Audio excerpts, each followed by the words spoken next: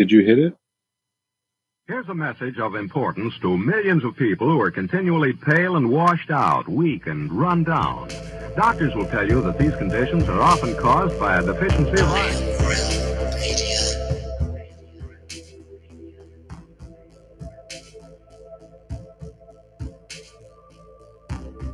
The iron you need to keep you physically fit and mentally alert.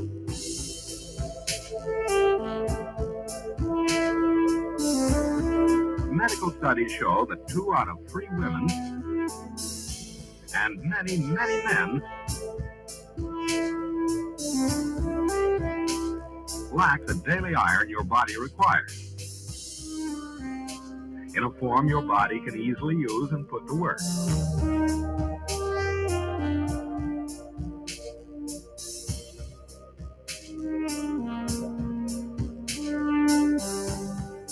Every dose gives you more than your daily minimum iron requirement. We are awake, we are awake, we are not alone. We are striving for more. So if you're not getting the iron your body needs, We are awake, we are not alone. if you feel weak, run down, and are easily upset, We are striving for more. start taking iron today.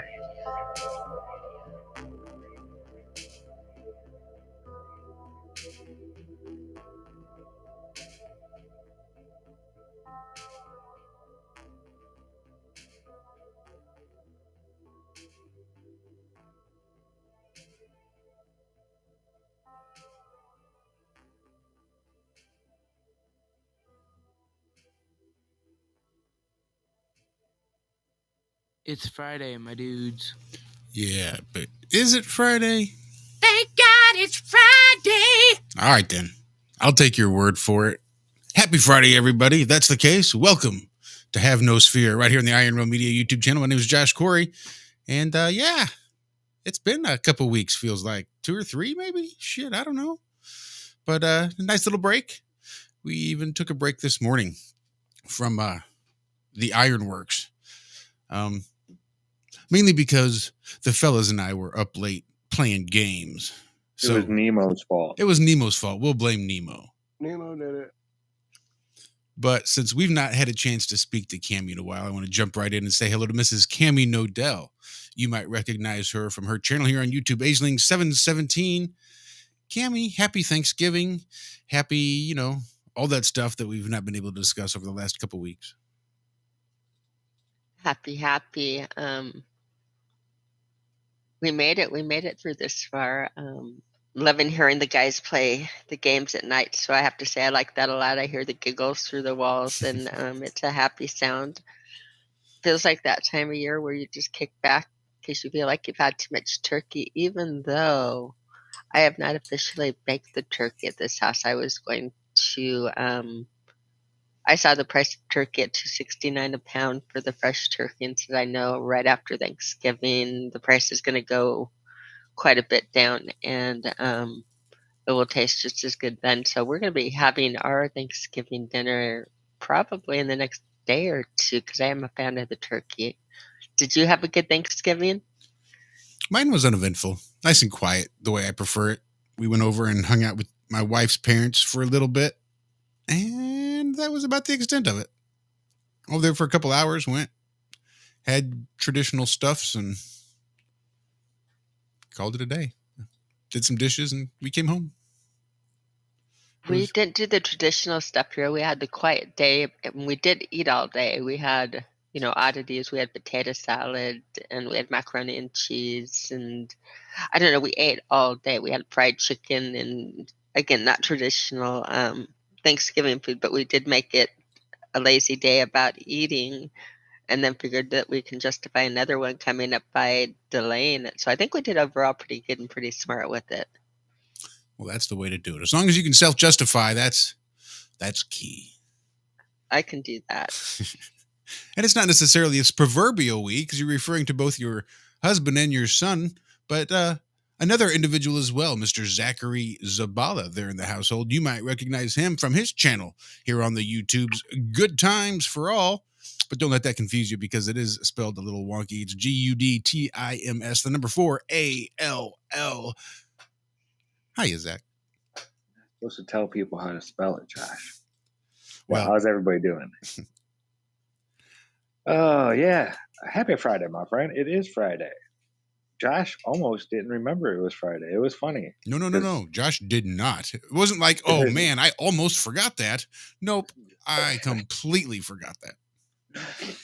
Because it was like 8:30, right? Eastern time, when we started playing, and the show starts 5 a.m. Eastern time. And I was like, okay, I'll get a couple games in with the fellas, and then I'm going to be in bed by 10. So it was like 9:50, and I was like, all right, that was my last one, guys. And they're all like, oh, what? I was like, are we not doing the show tomorrow? Or I was like, oh, I got to get up early. That's what I said. Yep. And Josh was like, sucks to be you. Oh, that sucks. Zach's got to get up early. Got to drive Jaren to school or something. I don't know. That sucks. We can be up gaming, but poor old Zach's got to get up early and ruin everybody's fun. I was like, are we not doing a show tomorrow? And Josh was like, what? Tomorrow's Friday? What? Yeah, so we decided, well, Nemo, he twisted all of our arms, and then he started burning Josh. So Walt and I had to keep playing with him. And to be fair, by the time Nemo had even started to get on me about it, I was already in the TFR vault getting ready to switch it over. It's not very often that I stay up beyond like 9 o'clock to begin with. So that we were already staying up late and I wasn't necessarily tired meant that I didn't want to just let that flow die just because of the time on the clock. I had Friday off. So I'm like, So before he could even get into me, I'd already gone over, switched it to rebroadcast, and decided, nope, I want to play games with my friends. So I'm going to stay up late and be, irresponsible and just have fun. So that's what we did. And it was. Well, I want to let you guys know the direct impact it had on me, which was fabulous. At about 8:15, 8:30, Zach comes up to me with a warm, yummy cup of coffee, and he's holding it, and I'm just like, oh, that smells so good. And he's like, good, do you want it? And I'm like, yeah. So it's like, wow, what did I do right? And he's like, well, I remembered it's Thursday and I have to go to bed tonight. Made the coffee, and then it was like, what the hell am I thinking? So he brought me the coffee, but then apparently he went downstairs, talked to y'all, and probably had to make a new cup of coffee. Did you ever get a cup of coffee last night, Zach? Yes, I did. Because the one you made me was outstanding. It was like cream and sugar, creamer just perfect. So, and it was fun watching it all come down in that. So it's good to take a morning off and do that from time to time, refresh. Certainly is always nice. One of the best things in life is an unexpected cup of well-brewed coffee. For no reason, just to pop into your universe. I mean, Yep. What can I say? I mean, it's a happy thing. Thank you, Zach. Thank you for thinking of me, because there's 2 other people in the house that probably also would have liked that coffee very much. I'm the only one that's not hiding in my room, so I make it easy. Just there to intercept the coffee as it flows That's from right. room to room. I know. Well, someone else who's quite familiar with the love-hate relationship that we all have with coffee, though he likes his cold for some ungodly reason. Weirdo. Mr. Walter Johnson. You might recognize him from his channel here on the YouTube's Flat Earth Head. Walter, how you doing? Might, and you might not. I'm good. I'm good. I didn't do the whole traditional either, Cami. Everybody that had been taking care of mother-in-law in the hospital the week before Thanksgiving got sick. And so everybody was feverish and nobody did anything, and we called it off. So we're going to be having ours probably next week. I don't know the exact day yet. Probably when we can get everybody all together. But Who knows? Oh, But I'm yeah, sorry. didn't do it. Didn't do it. And I was fine with it. It was bad weather here. I mean, it was like bad, thundery, stormy. Yeah, I didn't want to be out in that anyway. So I had a nice quiet day and then a nice loud evening playing with the fellas. I see Nemo in chat saying his neck is sore from holding his head sideways for 4 hours. Why did you do that? Is your TV mounted on the wall sideways? I'm confused. Or is that how you aim better, Nemo? Anyway, but yeah, it was good to be off. It's good to be back. We definitely missed y'all this morning. And I thought about the time my head got on the pillow, it was like, we said we're going to take a day off, but did we actually tell anybody else that we're going to do that? And I don't think we did. So our apologies for just leaving y'all hanging with no warning or notice or any of that stuff. I wonder what they played on TFR. Huh? Do they play one of our old ones? Or just anything? I think I saw in the Telegram chat that they had said that they'd played the Eclipse show, I think. I'm not Like a entirely few sure. days ago. Not entirely sure.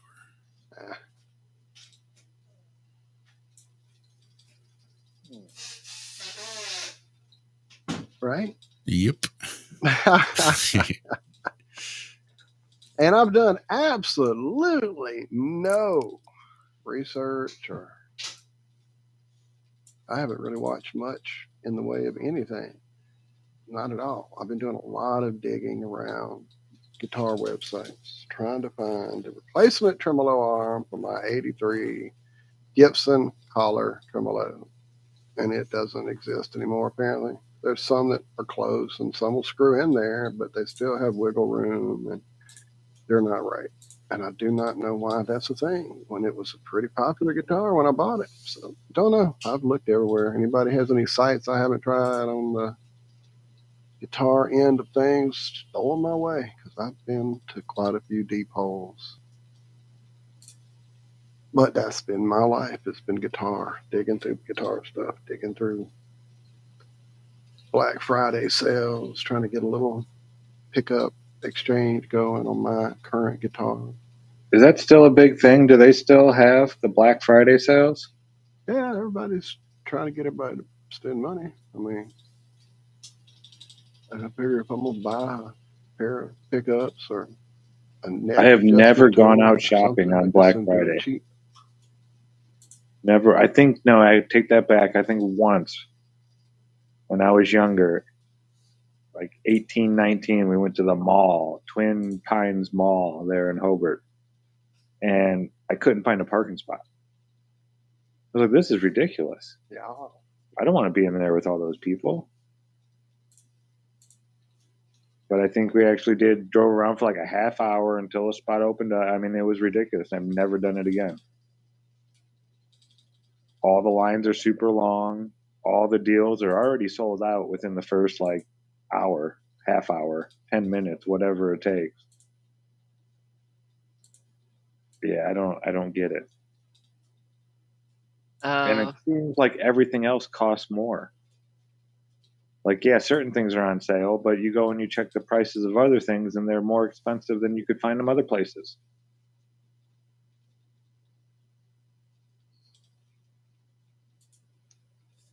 What were you saying, Cam? I was going to say I used to work retail for years and years and years and years and years. So I just view Black Friday in a whole new evil that you don't even, I mean, I would never go out as a customer because I had to face it so many years on the other side of it that now that I'm out of the business, it's like I'm just going to hide in my house. It's not happening. Why would you intentionally go out for that or subject yourself to the craziness, or what is the need for making it so crazy? I mean, what is the creation of the reality that people go so nuts and will stampede each other and that over a good deal? Again, it's mind-boggling. I never had to work in the type of environment like what they're talking about and people stampeding. I mean, thank goodness really the jewelry business wasn't quite like that, but still, the amount of things, again, it's a shopping day. It's a day that people feel like they're compelled to go shopping. And they created it. And they create this I day can that people feel, remember just when compelled. the first thing I can remember as a teenager hearing was the Cabbage Patch Doll thing, where people were fighting over them. And, Right, but we were older, and so it was like a weird well, thing that's how about long children. into my life that it was before that was even a thing, like even a concept that people would be in such a state of consumerism that they would have to have this fucking thing to the point of hurting another person over it. And I was just beyond belief at that point. This was like 83, 85, whenever the fucking Cabbage Patch thing was going on. I think well into my 85, teens. 86, because I think I was past my Yeah. teen years and Yeah, out I of was high well school into my even. teens. And so I was just like, what the fuck, y'all? It's a doll. Catch a grip. And that to me is when, in my mind, that whole little build up to the madness of what they show on TV and people fighting and punching and running through doors and knock people down, which I've never seen anywhere I've lived. And I mean, I've not lived in big metropolitan places, Shreveport, Lafayette, smaller big cities, but I just think it's something they created. They created it with their little agenda, TV-driven bullshit. Hey, everybody go crazy on this day so we can make money for the holidays. I don't know. It's just fucking crap, bullshit. I mean, I just am trying to take advantage of the sales from my guitar. That's what I'm trying to do. Get that guitar, Walter.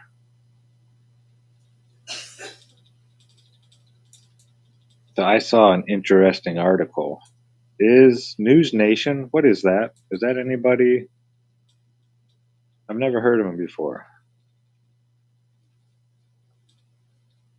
I'm not entirely sure. NewsNationNow.com. I don't even know if we talk about this on the show. It's about the jabs. They take us off left and right. I'm sorry. Yawning there. I don't know that Came one. out We of can nowhere. probably look it up while doing it. I just went off. Well, I'll just read the beginning of it. I don't know. Okay. Majority of those who died of the sickness going around received at least Lightly. one prick, is the headline. I was like, whoa, I can't believe they're putting this out there. But yeah, and the end of it goes, whether President Joe Biden administration can rally the country around the idea of adopting the booster is yet to be seen, as there have been signs of Americans no longer caring about blah, blah, blah, blah. Yeah, no shit, Sherlock. Signs? You're just seeing signs now? Sorry. Yeah, there's some stuff in there. I'll share this article with you guys. It's real short, and I couldn't believe some of the stuff in there.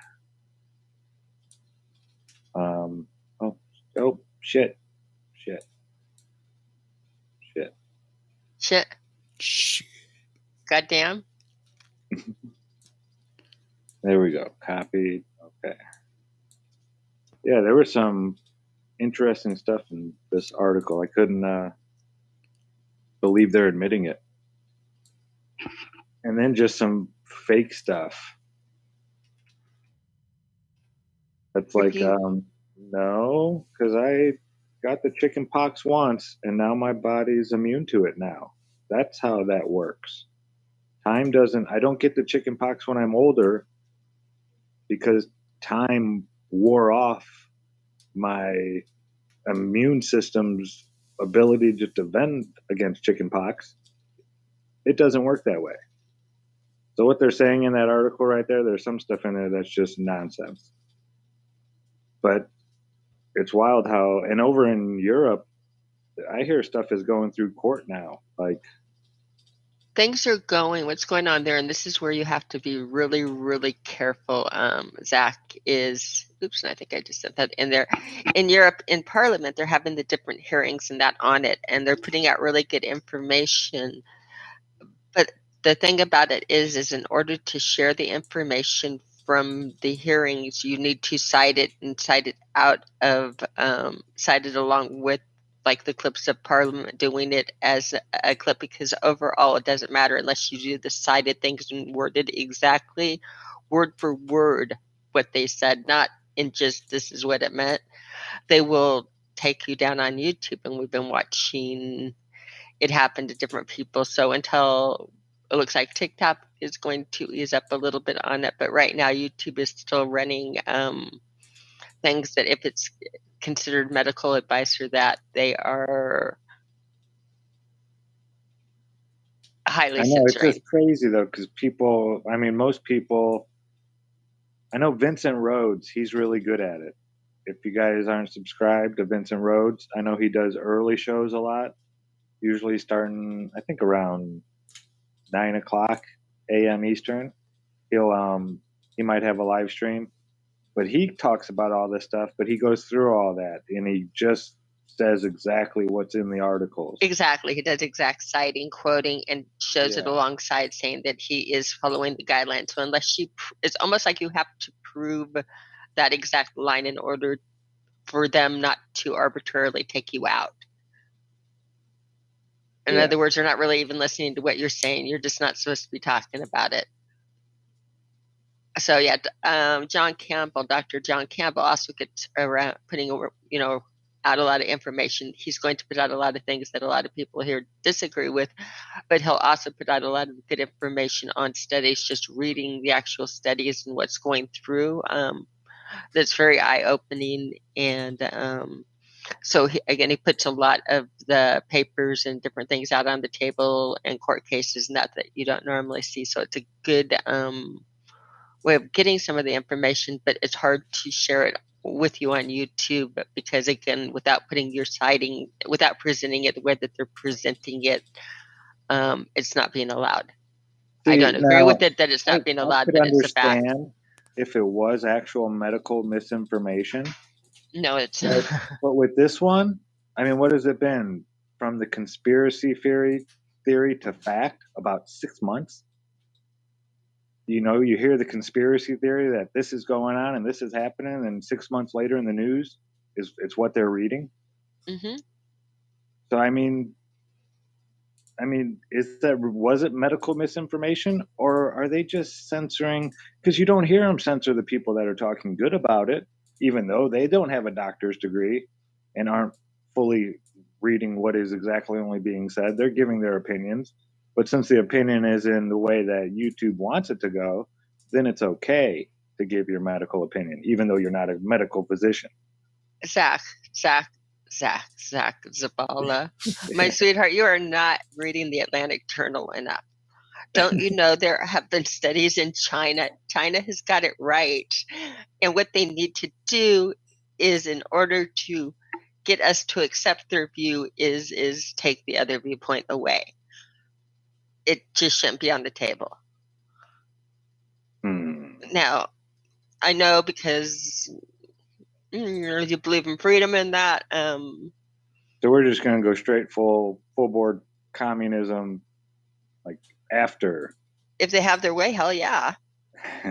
I mean, that is what it looks like. If you read the Atlantic, that's what they're aiming for. I don't know how you could interpret the articles in the Atlantic Journal any other way, but that's just it is me so reading weird them. how time has changed. I remember, in the 80s, it was different. communism was like the devil. The devil, Like, and it was right, taught to us that it was the devil, right. in schools and everything. And I wasn't around, but I heard like back in the 50s and 60s, like it was real bad. You were blacklisted for even considering communism, and now it's well, the Atlantic Journal did studies, and they decided that China had it right, and people not having rights and not doing that, it runs again. If you can, of course, they are protesting in China today. And they Aren't were they really always large because they were protesting in locking them China? down again today. But no, they thought it would work best with the peasants. So just so I mean, YouTube, you are a peasant. I'm sorry, it's not allowed. I know we haven't been on in a while, but if anybody wants to come on and join us, got something to share or anything like that, I think Josh could handle something like that. I bet. Just Boy. throwing the offer out there. Said, boy, could I? Seeing a lot of amazing folks in chat. Just throwing that out. But yeah, it's just amazing how things can change so much over time. I mean, it's just weird. Every time I talk to my mom now, I tell her about how weird it is getting old. Once you can look back and it's like, God, the 80s was 30 plus years ago. It's hard to imagine. Like, I don't know. Getting old is weird. Not even the body going and stuff like that. Just being able to remember the body going in things that hurt. That sucks. decades ago, being able to think back like 3+ decades is weird. I don't know how else to explain it. It's weirder for us older ones, huh, Walt? I'll Bring you up there with me. I'm up there. I see. It looks like our buddy Thunder Chicken might be trying to hop in here in a few minutes once he gets everything set up. From what I'm seeing there in chat, that would be awesome. I haven't talked to him in a minute. I noticed I missed him recently over there on the Thunderdome live. Damn it. I kind of played a little catch up. So definitely want to catch up with you, brother. Shout out, everybody. See you guys. Oh, I know, type folks. I'm away. not old. I know I'm not old. It's weird getting older. Oh, yeah, Martin, you got that right. Forever young at heart. I don't know what I'm going to do when I can't get down on my hands and knees and wrestle around with dogs. That's gonna be a hard one to give up right there. I do that every day, multiple times a day. So, yeah. I don't see you giving up the being down playing with the dogs. I see you giving up the getting up before the getting down part. I'll just stay down here with the dogs. I dropped a link in chat to a show that I'm going to be doing with THC. You might want to show, Josh, you want to show your t-shirt, burn emblem, or don't you have a THC sweatshirt on? I certainly do. You certainly do. We're going to be on the THC channel tomorrow night at 9 o'clock Eastern time doing talks about Han Dynasty technology. Things like that magic Chinese mirror and compasses and the first grid maps and other fun things like that.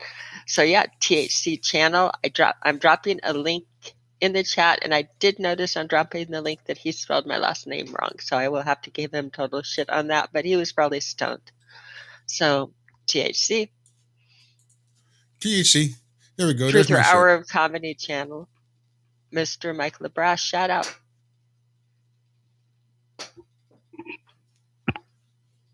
Yeah, Karen B will be with me on this show tomorrow night. He spelled her name right. Just saying. Cock. Big shout out That's to awesome. Grounded Extracts. James in chat. James and Najla. GroundedExtracts.com for all your herbal supplement needs. Check them out. Cami, did you do your clover today? I didn't ask you. I did do my clover today. I'm thinking about doing another dose. That really, my body feels like it needs that. I tried it for the first time, and I'm not usually good with supplements. I have to tell you, most things turn me green. But this red clover that we have from them, it's almost better than ginger at settling the stomach and just helping out a lot. I am having a little bit of a rough winter that I do have in my entire family, strong arthritis and all the fun things that go with it. Walt understands this. And And between James, but I will say that every single person in my family is on heavy doses of medications, and most of them have had multiple replacements, knee replacements, hip replacements, a lot of body part replacements going on, surgeries galore and releases, and I'm doing it naturally. And even though there are painful days, I think overall in most given days I'm holding my own, and I would have to say feel healthier than like my siblings. Not do you know, does that make sense? I don't have the Yeah, scars of yeah. the surgery and all the other stuff that I'm Absolutely, dealing man. with. You're way better off. Way better off. Same here. This one I think I can get away with on medical because it just came out and it's in the studies big time, but they, you know how they've been doing the Aleve commercials and everything all day long, all day strong. Take a couple of leave and get upon your business. Well, they did their first large scale survey of Only been people what, with 3 decades? arthritis. People have arthritis, and this is again not conspiracy at all. This is in all of the news things. They did their first mainstream thing of people with the arthritis, the same breakdown and things, and those that took a leave every day, or again, the naproxen sodium, the NSAIDs, and those that did not. And it was strikingly significant differences on how much worn out the joints were of the people that just took the painkillers and kept going. It might be that when your body is sore and doing that, it's telling you to slow down a little bit. I don't know that I am not a doctor. This is only crazy thinking on my part. But I mean, the even studies if did show that you were a lot worse off 4 years later in overwhelming terms, the grinding and that the damage to the joints was a lot worse with people that took, like, again, the daily pain medication. well, yeah, even if Our the buddy in pain. chat. Oh, Go ahead, Walter. oh, Daniel Becker saying make sure to eat plenty of eggs, organic if possible. They've been demonized for a reason. Amen, brother. I had relatives who were going to the hospital, going to doctors, taking all these high-end cholesterol medications because their cholesterols were through the roof. I don't think any of them had eaten an egg since they were a kid. It's not it's ridiculous, the stuff we hear about. One of the few foods I think that was put here for us, actually. But anyway, go ahead. I apologize. Yeah, and you know what? Actually, I'm going to jump in and say I have a funny story on that because it's driving me crazy. I've always adored eggs. They've been like one of my favorite foods all time. Zach can tell you about like the before and after. And recently, I finally cooked some for the first time today for Bob and Jaren. But I've not been able to cook them for like the last 6 months or so, maybe even a little bit longer. Right now, being around eggs, they smell like sulfur and poison to me. And it breaks my heart because I was a big egg eater. I like omelets. I like everything with eggs. And so I believe they're healthy, but there is something going on or something that they are different to me all of a sudden. And it's driving me crazy. I want it to go away. I think it's tweaking some kind of memory, sulfur and Yeah, it's like they taste changes. sulfury, poison. No, Even something today, about the frying body them, it was and horrible. changes. I'm trying to remember what it was. I'm gonna look And it so up I and was see if I thinking, can- well, maybe I'll eat some with them. But after I cracked the first egg and got a whiff of it, it's like, no, I'm green. I am not going to eat it with them. But why is this? Why do eggs smell like poison to me when I love eggs so much? And I'm not meaning, I agree with you nutritionally wise and doing things on the packet. They're a natural food. I've all along that they've played games with the cholesterol, and I've always thought they're healthy, and I do now. I'm saying this is like a personal something going on with my system, Yeah, I had a friend eggs are who bad for everybody. I was like, actually, we were dating. We weren't just friends, and then suddenly her body changed. Like her breath started having this weird like sulfuric smell, and I thought she Right. was like demon possessed. No, I'm kidding. She was just. But anyway, but yeah, it was crazy when that started happening, and like food started being different for her, and yeah, I don't know if it's a chemical thing, like a biological, chemical, hormonal. Yeah, I don't know what that is. but it's definitely ringing bells, and I'm trying to figure it out. You know, I'll have to go back to what Bill's saying there in chat. Bill will go check out the free range chicken egg, not any of those you buy in the store. Truly, when I started finding out that I could get them, it was a life changer. So, because I was to a point where I almost couldn't eat store-bought eggs anymore because it wasn't the smell of sulfur, it was the blood smell. Like I would crack an egg open and it would smell like blood, and I would cook it and it would taste like a bloody piece of gamey meat. And it was all those fucking white eggs that, like, number one, how do they bleach chicken's ass? Oh, anyway, I'm kidding. Yeah, the whole thing that Tiny little bleach pen. How else? Little bleach pen. I got you. But yeah, it definitely, when I started using the free range, it was a total different experience. You know, more bloody eggs. My son, for some reason, has a thing with eggs that when he eats them, it just makes his, like, it pulls out all the sulfur or generates extra sulfur or something. So he gets that sour stomach, and his burps have like that extra sulfuric smell to them when he eats eggs. And maybe it's the freshness, maybe it's the age on the eggs that makes them a little more sulfury than others. I don't know. I don't know. I've tried the organics, the fresh. Karen has chickens. I've had some of like her eggs and the different things. This is definitely. It's you. I got you. It's me. It's definitely me. From what I knew with that girl, I know it happened. I was there when it happened. And I don't like it. No, and she didn't either, and I definitely didn't. And well, we're not together anymore. So, you can't be smelling no sulfur bitches. No, I'm kidding. But yeah, it was crazy when it started. Like I couldn't even be in the same area of her face anymore because she just had that sulfur smell going on. It was bad. Yeah. I feel like I would get that sulfur smell if I ate the eggs, and I felt, I don't even want being in the same room with cooking the eggs is like you being around the girl. It's like I can't stand that. And the whole thing is eggs never smelled like that, like to me before. Right, that's before. Not you've changed. The smell that I'm smelling from them it's a lot like, I don't know. I've had pine mouth before. Has anybody had pine mouth? Don't know that one. When I thought it would be a good idea to taste what pine sap tasted like, but not beyond that. Pine mouth is something you can look it up. It's something you can really get. Pinon nuts, which are really, really popular in Colorado. Especially, again, I think it's every 7 years or so, there's a huge, harvest of them. The little pine nuts or pinon nuts, occasionally they'll bring in some from China that are from a different kind of tree that they're not quite as edible.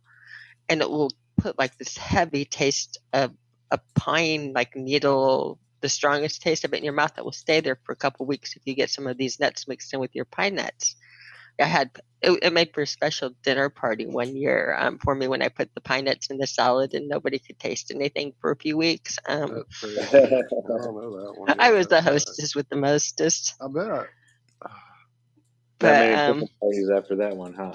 Yeah, we looked this one up and then find out that it's really, really common and or not really common, but it happens. It's very well documented around the world in a certain nut from China. And then of course I look at my bag and they were from China. So now I will not, I am prejudiced with my pine nuts only, but I'm very prejudiced on my pine nuts. I will not get pine nuts from China.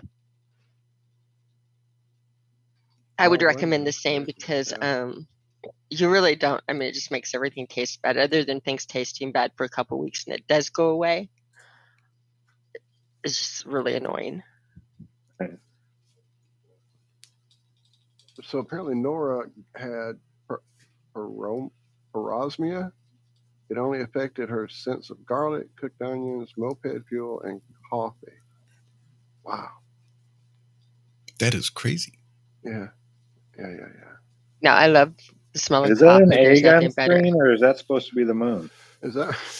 Yeah, that does look like an egg. What are you talking about? Isn't that what you guys see every night when you look up in the sky and there's a moon and you can see it? It's always oblong. As a matter of fact, it's probably because of that spin that it makes it a little heavier on the bottom, a little more rotund, Pear-shaped almost? Pear-shaped, if you would, sure. Pear-shaped, yeah. Pear-shaped. chubbier on the bottom. I can't even bring myself to watch that man speak anymore. I used no, to it makes my watch fucking just to stomach laugh. turn. Yeah, now it just turns. I see his face and it's like, ew.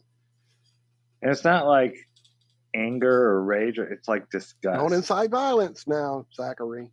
Yeah, it's not. I'm not like mad at him or angry. I feel bad for the guy, but it's more like that rotten egg smell that Cami gets from eggs.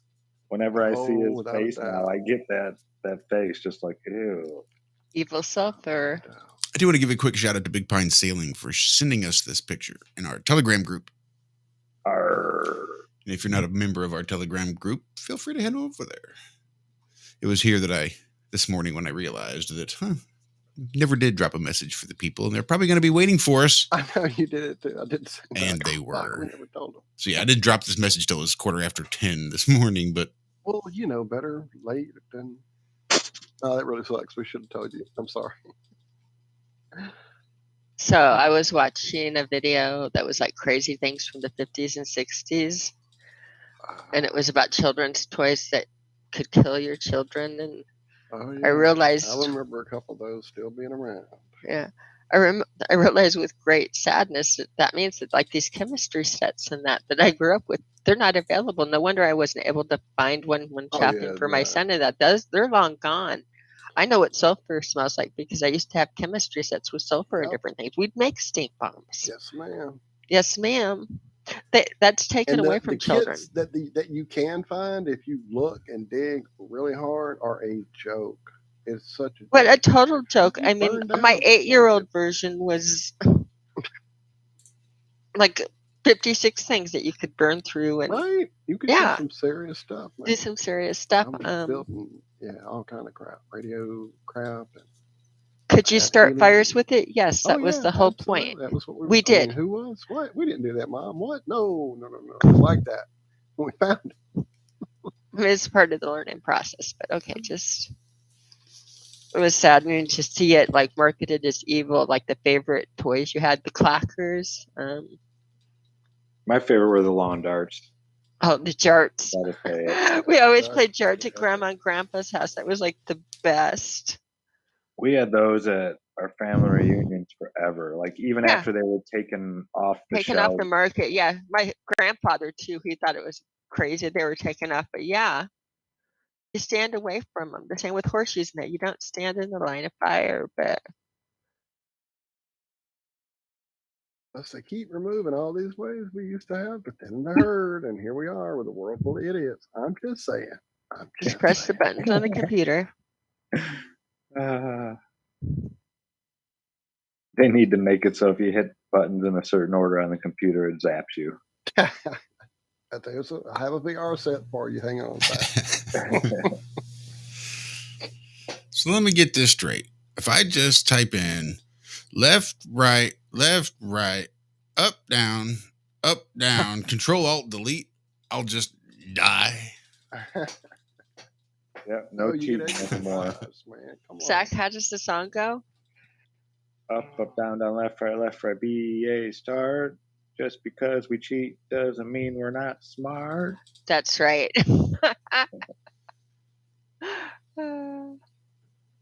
Yep, I did all those. I was going through some of the cheats in my head that I had just random stuff that has never gonna use it again in my life. But Metroid. Video game Metroid. There's a name you type in at the beginning, and it takes you right to Mother Brain, and you have everything unlocked. And yeah, Justin Bailey. That's the name. 007-373-5963. That's the code to take you right to Mike Tyson. Mike Tyson's Punch-Out. Yeah, I don't know why they're up there. They won't go. They're just there. Yeah, that's a lot. Damn. No doubt. After you enter something 1,000 times, I think it's just stuck. I think there's that number that you hit that, never going to forget Mike Tyson's Punch-Out. It took me so long to beat that guy in that video game. Good Lord. My neighbor used to cry we were young, you know. He was like 8, maybe 9, and he would get almost to where he'd beat him, and then catch one of those uppercuts, and it'd be over. Well, I can still remember black, black, white, white, black. I can still remember, what was the other one? Hang on, my help. Morrowind? Black, white, black, black, black. Was that help? Yeah, one Black, was for white, health, black, and the black, other was black. for And then for magic, it was magic. Yep. black, wait, black, white, white, black, white. I know that's it. I know it is. That was mine, because, dude, I used those for Morrowind. There was no other way to get through that game without using those. Yeah, that game was awesome. That's a game that made me try to imbue things with my intent. Right. Fucking A. That was the game. You'd take a hat, you know, you'd go get a fine tailored hat because you can imbue it with more stuff. You know, so I get one of those, and you go over here and you make it so it can make you invisible 15% or something like that. This hat would, when you put it on. I had a whole suit. When you put the suit on, you were completely invisible. Nobody could ever see you. It was a cool game, but that gave me the idea of, hey, maybe we can put intent into the things that we create. Yeah, I think they tell us so much in video games about the real world, but, you know, say it's based on mythology or magic or this or that. Yeah, it's wild. Story remains the same. It always seems to be the same, no matter what the source. And so it also makes you wonder. Again, it's all disguised as mythology, but you have to wonder about, in all of the different movies and things like that, how else could it be coming? I mean, is it showing up in the people's dreams when they write the songs, and when they like channel, like, again, the lyrics and everything just came to me. People, when you hear about them writing their masterpiece, and that it just comes to them. So you have to wonder with a lot of the stories, Star Wars, and again, every single one of the movies, this story remains the same. You have your good and your evil. You have a lot of the same elements on each one of the movies. That good has the ability, even though evil is bigger and stronger, it just takes a small group of good to overthrow evil. That no matter what you're born of, these are just common threads. You can be born of the most kindest, best people, or the most noble.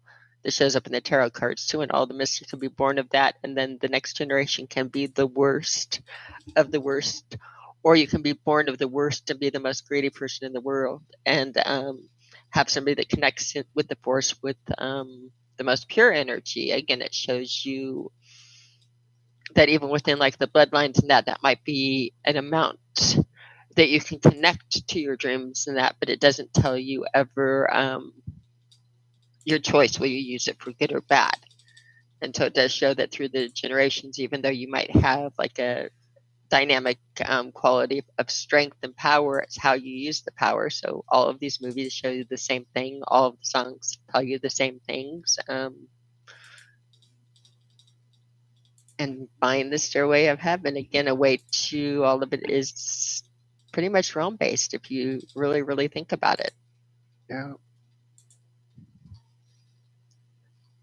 I was watching people yesterday, Zack will tell you, that I crack up watching reaction videos and how people react to the different songs. And a couple of people put out the REM Man on the Moon.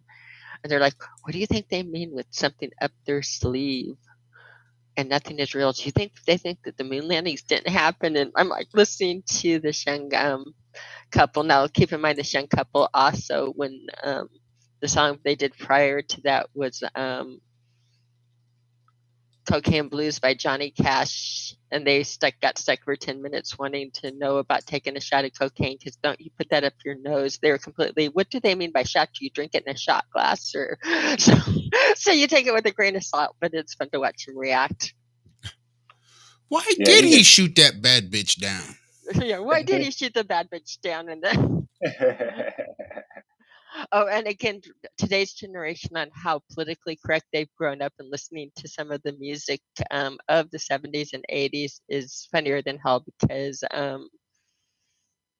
like, you know, that song is he really going out with her? Is he really going to take her home tonight? Or is she really going out with him? You know, the humor songs, Uh-huh. right? Imagine you're politically correct because they're watching, oh my God, are they saying that she shouldn't date him just because he's ugly? And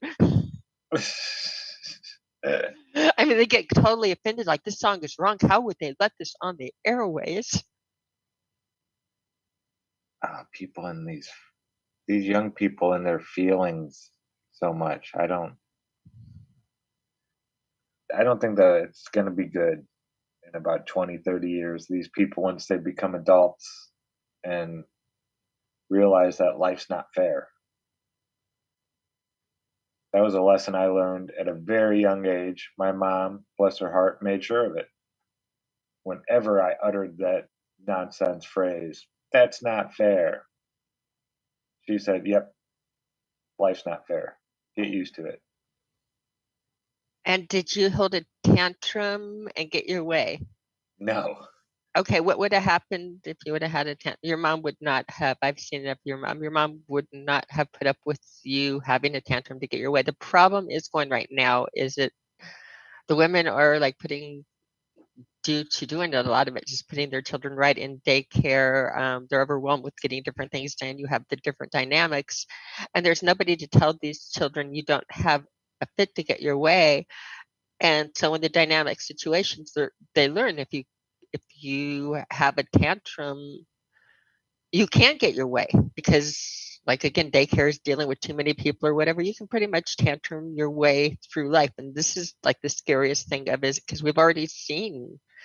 I mean, I already see that mentality with the kids of people my age, and that some of them do. Again, they still have bad bits if they don't get their way. It's abundance on the internet to see it. Again, like a temper tantrum will get you your way, and it should get you way. That's not how it works. The biggest temper tantrum doesn't.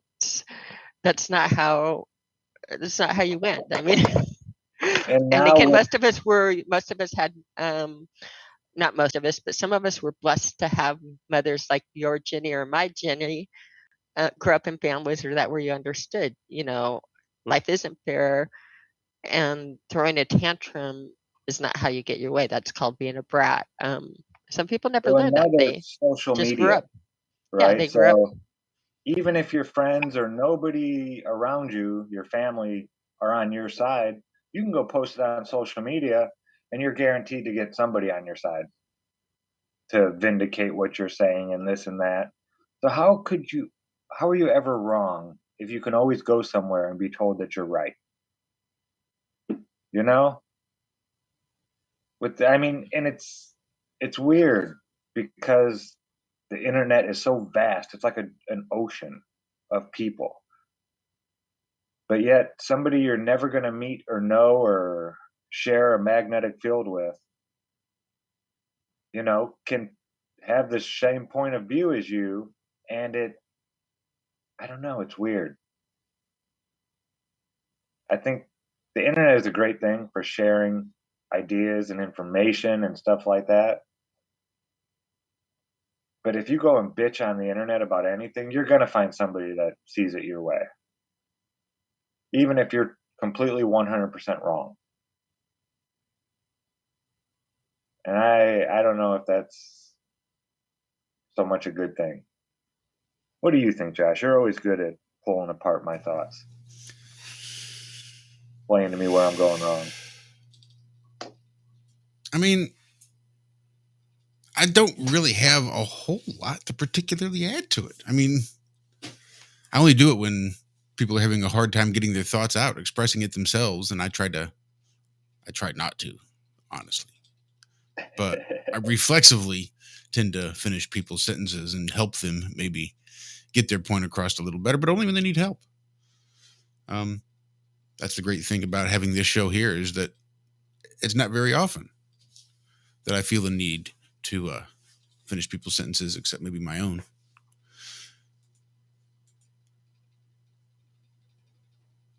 Yeah, I don't know. It's just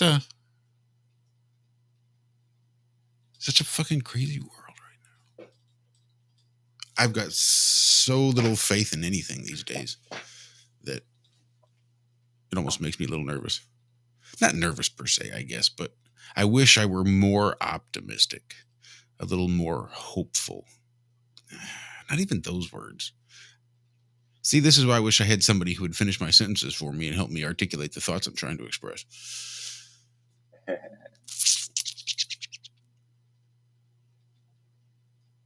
I don't know. I think it's just my own personal shit that I have to deal with and my attitude. It's been really strange last couple of months ever since my little heart issue, then car crash. Got you thinking about things. Well, it was the gratitude that I had after all of it to just be alive.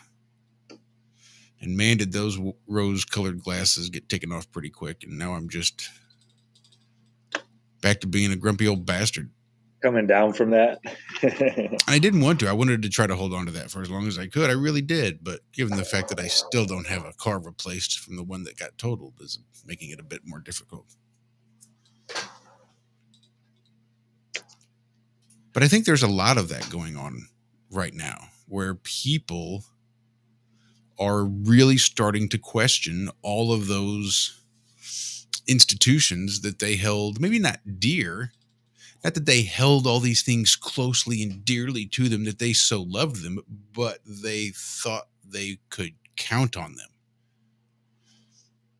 They were still wearing, I don't even want to say rose-colored glasses, because it's not like, oh, look at, we just think the government is so great, because they were brainwashed into thinking that so that they wouldn't look at the obvious flaws of the government. So it's not like they have these rose-colored glasses on. They were obviously brainwashed and conditioned to ignore the shit. But after this last couple years and all the crap they've tried to push down the pipeline and this godforsaken wokeness that is just killing people left and right, figuratively, not literally. I don't want people to think we're glorifying violence, which I want to come back to here in just a second.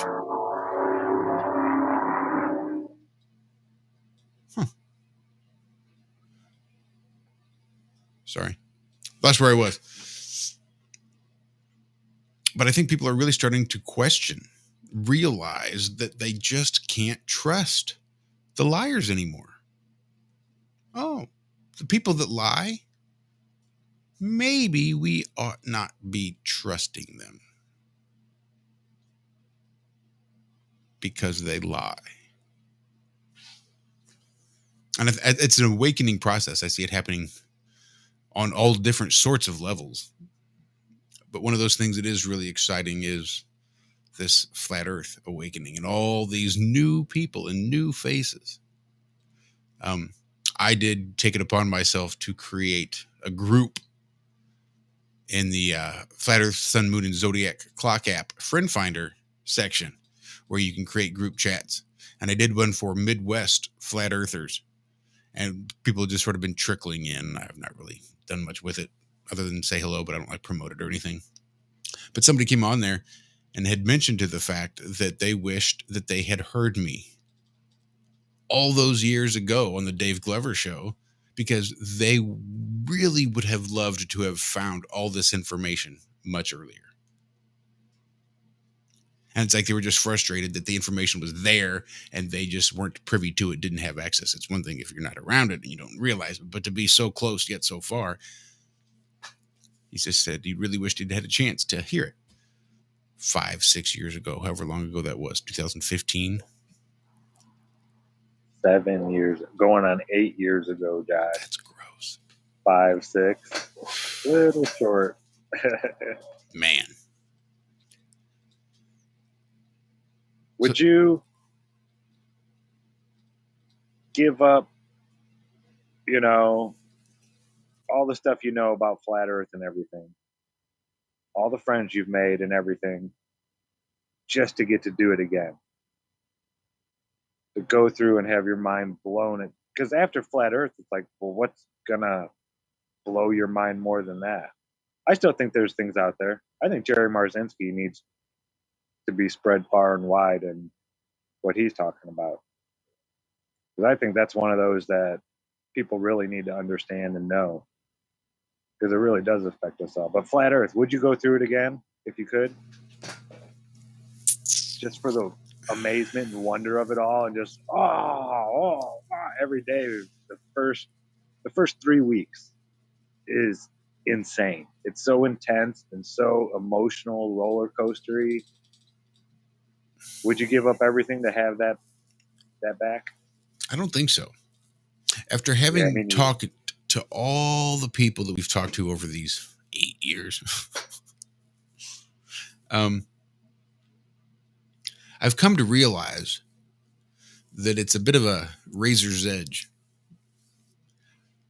It's a bit too much like Russian roulette. I'm a little worried that if were I to do it again, it might wreak more havoc in my life than it did this time through. As much as I appreciate having my mind blown and having those new neural pathways being laid down for the very first time, and having the novelty of the information and the excitement and just having my mind blown and 3 weeks of no sleep and frantic research. It is great. It's a great high. It's a great feeling. It's fond memories to look back on. But there's a lot of people that didn't come out on the other side quite as whole as when they started. Very true. A lot of people. And it's like Russian roulette. It's that razor's edge that I don't know. I don't trust myself to be able to say, oh, I'd have no problem doing it again and I wouldn't have any issues. Because I've seen too many people that did. Too many people that still are. And beyond that, just I wouldn't be willing to sacrifice my relationship with you guys or with the people in chat. For me, it wouldn't be worth it. It was kind of like the conversation we had with Mike LeBrash when he was having his activism was affecting other relationships in his life. And he was kind of curious how we thought, if it was like, was the activism so important that it was worth sacrificing our personal relationships for?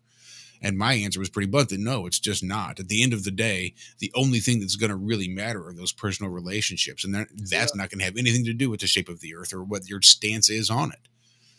And that if that is the one thing that is impeding your relationship, then just shut the fuck up about it and go along to get along. You can still be an activist, but not have to constantly be throwing it in your spouse's face or constantly having to be talking about it. Or, first thing you talk about when you wake up and you talk about it all day. It's the last thing you talk about when you go to bed, and you do that for months. It's not worth it if it's hurting your relationships. And I think that's sort of the same way with this. I think I so value the relationships that I have formed over the last 8 years that I wouldn't be willing to sacrifice it just for this sort of base instinct of, ooh, that was different. So no, I would not personally. How about you, Walter? What would you think you'd do it? Hell no. Hell no. No. It was rough enough getting Shell on board the first time, I bet. Well, yeah, I mean, there's that part of it. But no, I mean, number one, there's all kind of parameters we'd have to figure out. First of all, I mean, what do you mean? Number one, like reset my brain, reset the whole world, do a Spider-Man, Doctor Strange spell so everybody forgets we know? I mean, or just to go back in time? What? No. As of right now, today, you never met any of us, and you were just hearing about Flat Earth, and you were just giving it that first inkling of, fuck no, if you think no right now getting into it, no. Because think of how the people who don't know about Dave's app, all the people who don't know about Globebuster 24/7 channel, all the people who don't know the right fucking internet searches to do to find actual real information. And are currently under the information that we're on some disk that's floating upward in space some kind of fucking way. I mean, think about that aspect of trying to figure it out at this point in time. I don't think so. For that matter, I've constantly said, holy shit, if I'd have known this in school, not in college, in fucking high school, I was already the one who stayed in trouble because I kept asking more questions and more. I needed more answers than Yeah, just because shit didn't make sense, book, right? you know? And that Yeah. was constant moms at school in the principal's office, assistant principal's office, whatever. Oh, hello, Miss Johnson. What has he done today? What has he said to the principal? You know, whoever. I constantly was like, no, I want to know. How do we get to this answer? I can't just accept your A, B, C, or D. So to know it then and throw that shit at their faces and explain this shit. Where's some curvature? Let's see that. Where's that? Let's see that drift. What are we doing? Where's it at? I want to know. Okay. Yeah, we'll Dude, I would change the question destroy then. their day. If you could go back to 15-year-old Walter, I'd have told him in a heartbeat, dude, look, shut the fuck up about all that guitar stuff. Go get a telescope, head to the beach, and figure this shit out. I know. Would you do that though? Oh, To go back to 15 and learn the Earth is flat then? Oh, that would be epic. Yeah, that would be crazy, man. See, that's a whole different game. And I have to say, I listened to all of y'all talking. It's Yeah, like there is Cameron, no. let's go.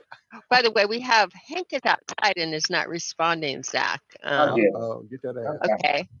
I think I'm going to go up and let you get him out so we don't cross over. Okay.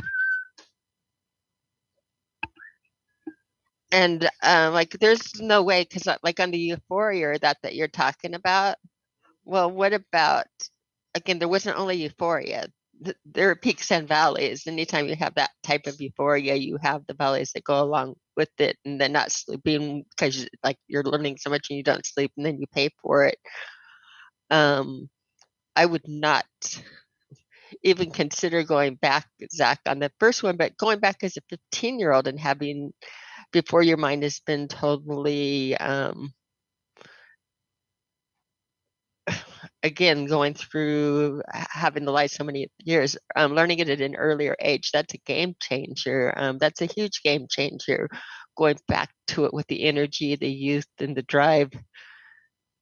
And again, without the despair of knowing that you've been lied to all of these years, and the hope on it, that would be worth it. If you could, yeah, I'd do it all over again if you could reset my age to 15. But you don't have the internet and the ability to do research like we do today. That'd be I don't know now. Well, I don't know. I mean, the why not? Why don't we research have the internet? Pre-internet was way more valuable to me than any research I've done since the internet. I hung out at the libraries. Yeah, hands-on at the library was real. Yeah, loved it. Loved books. Loved watching even the video and reading some screen words. It's a and whole bookstores different experience. even. Bookstores. Oh my god. Oh my god. Old used Bookstores were just the bomb. there's that smell when you walk in of just. Well, people don't know what we're talking about. The magic of a good bookstore, and again, the smell, the mystery. What this story is going to have something in it that's probably nowhere else. Because each unique story is going to have a little. I was actually kind of getting a little touch of that when I was looking for that Mark Tremonti book, where I was digging through all these old weird little search places. What's the big one in Oregon? We went to Powell's Books that we actually physically went into, and they had like crazy huge big copies of all the Manly P. Hall books behind cases with intricately carved covers and shit, like stuff you'd see in a movie, you know, and like imagine what I could have found in that place if they'd let me just go crazy looking around.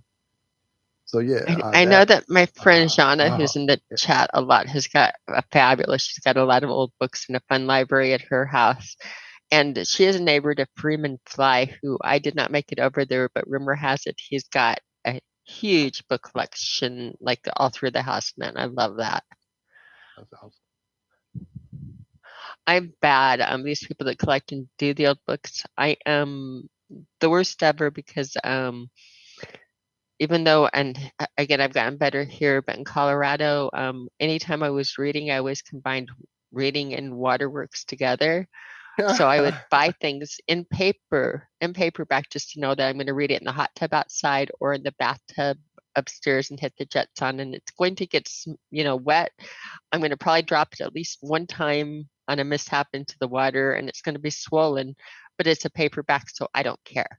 And then when I pick it up and reread it in a few years, I can look at the swelling and think, oh yeah, that's when I knocked over the wine glass. And but I've always, it's like there's the thing about libraries and books, and then there's the pleasure of reading like kicked out, especially outside of the just hot tub where chilled. the water is splashing on you. And the back corner of our house, this is when I was a teenager, the back corner of our house, there was an old ping pong table that had for some reason been put up there against the wall. And over the years, weather and et cetera had just kind of turned it into this sloped ramp thing at the side of the house. And I would just sit up against that. It was perfect just for me to just chill with my book and be lost and gone away for days and days. Right. My Achilles heel was always wanting everybody else to experience that book too, have that feeling I got. So I would immediately go, oh, you got to read this, lend it out, and not see it again. And so I'd have to find it again, buy another copy. And sure enough, here it was. I can't tell you how many times I bought the, Pickett, Stephen King books. Originally I bought the Sitchin books quite a few times, handing those around. The Don Juan books, man, how many copies of those have I got out in the world? Mine, which I need to get another copy of, is Real Alchemy, a primer of practical. Right, that would be one I would definitely have gotten and borrowed. I mean, I bought 3 of them. Yep. Don't own a copy anymore. I think I own 2 copies of that. For real. Mine is Tom Robbins' Jitterbug Perfume. The last time, my 3rd copy of it, that was a signed copy and a gift.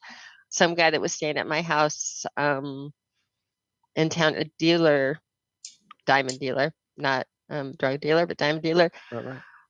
That I did like just to spend time or whatever, was looking through my bookshelf, saw that, and his girlfriend at the time was the biggest thing, and his hoping to be girlfriend. He was in love. Right. And he talked me that he had to have that book. And again, it was that I'll pay you anything on it, which is, again, at the time, wasn't what do you even ask for a thing like that that has the sentimental value? But he did get the book. He did give it to her. And the relationship did not survive the year, and my book is gone. Don't do that anymore. I do that. You say the books also usually go where they're Richard needed. Bach books on a regular basis, man, especially Illusions, the Adventures of a Reluctant Messiah. Does anyone here know that book? Yes, I do. That was a terrific book. Illusions, the Adventures of a Reluctant Messiah. I think I've got that one floating around here too somewhere. I used to have a hard copy book that had all of the written part actually written in it. It was written, printed, but it was all in handwriting. It was awesome. And that one was one I really didn't want to let go. And she just had to read it. I'm like, okay, I have to get this back. Never saw it again.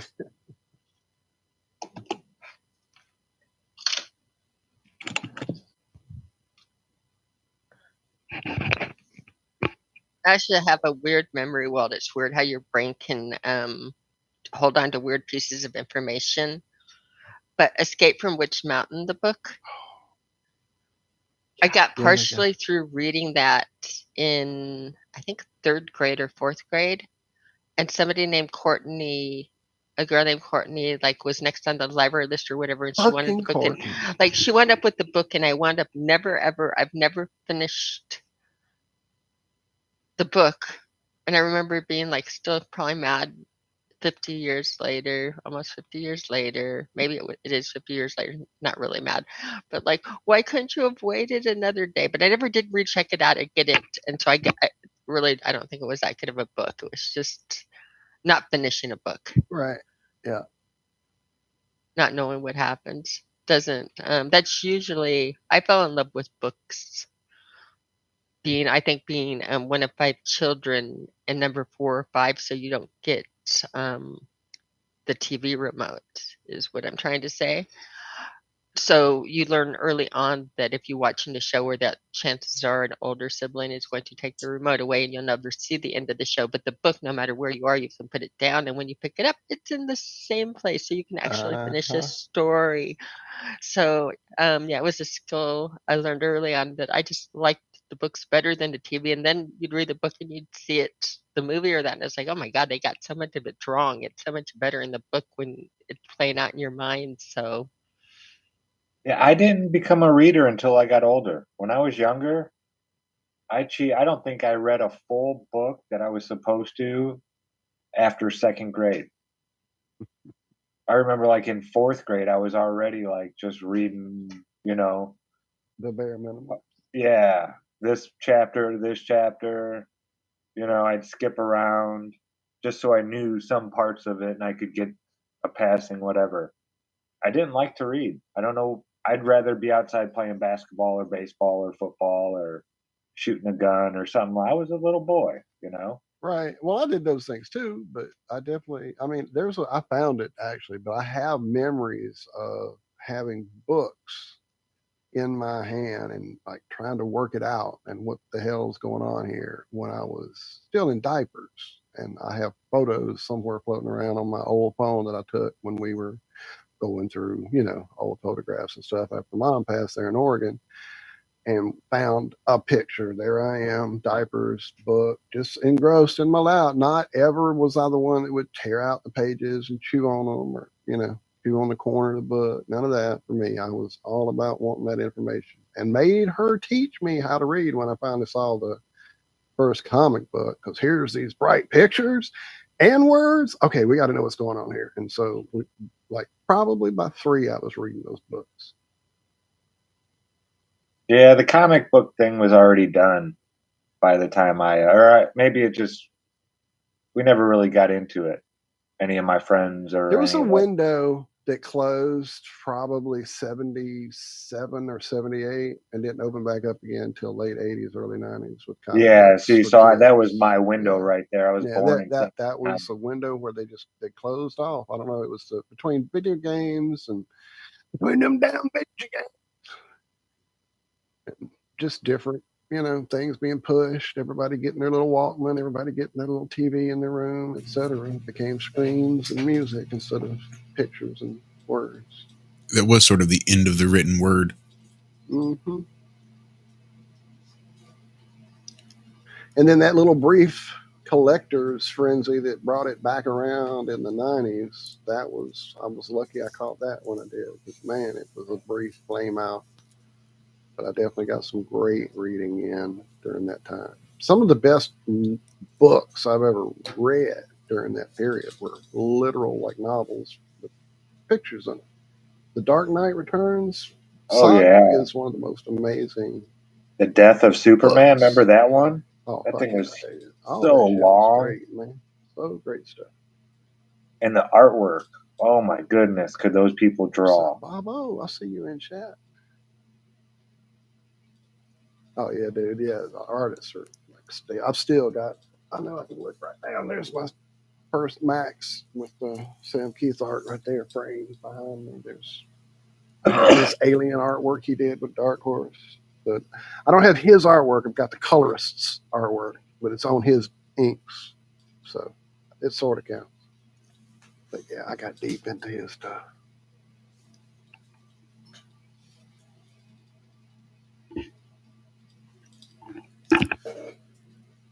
So sorry, I got lost reading chat. I was going to say we were possibly going to have a guest on. Yeah, it's been about 30. You said it would be about 30. It's just been longer. Where you at, Chicken? Well, not only Chicken, but we were supposed to have Jess Green. Oh, Jess. Well, yeah, I never JG, asked you on the way in if that was not happening.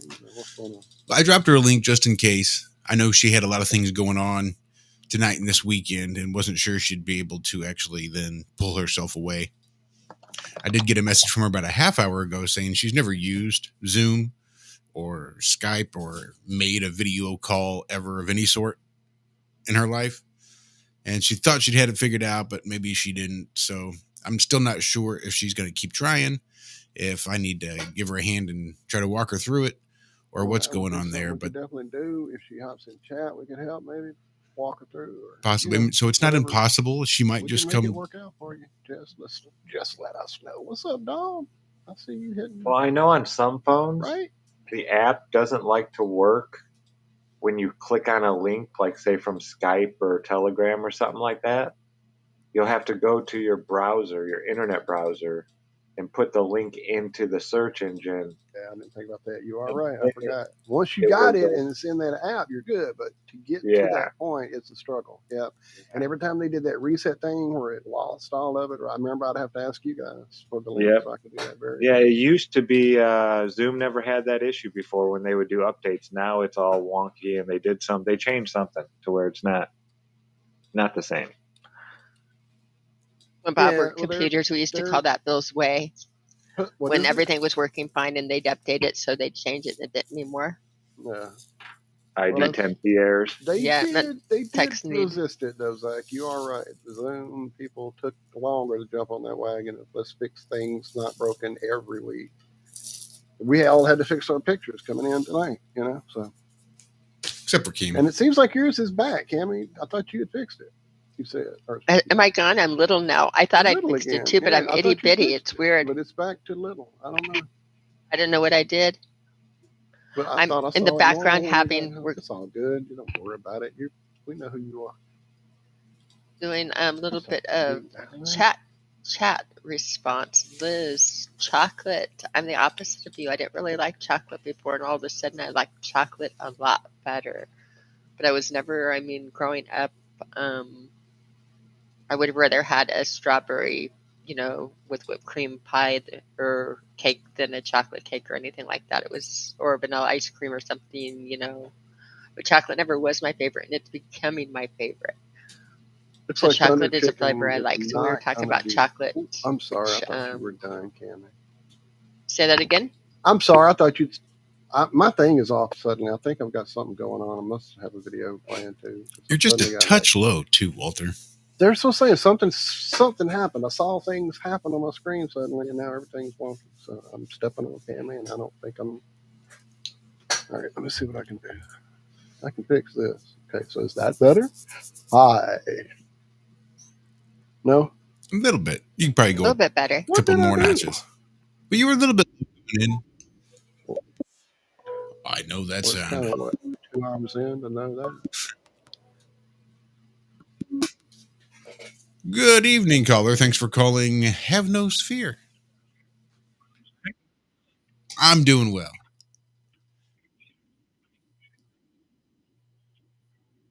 You may need to turn down your YouTube because I do hear it in the background. That's going to throw you pretty desperately.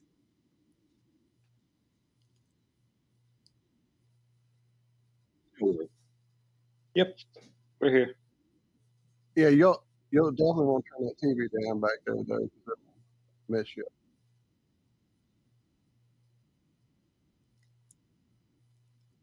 And apparently they're not hearing the guest on the show, Josh. Wait, what? Hold on. Hold on 1 second. Get him. I don't think he's hearing us chicken. Either. Hold on just a sec. Yeah, he's not hearing us either.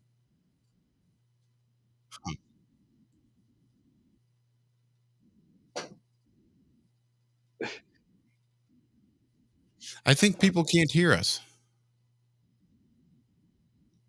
Well, I'm going to figure out what in the hell. So I just need to figure out what in the hell, why they can't hear us. Bob, are you hearing chicken now?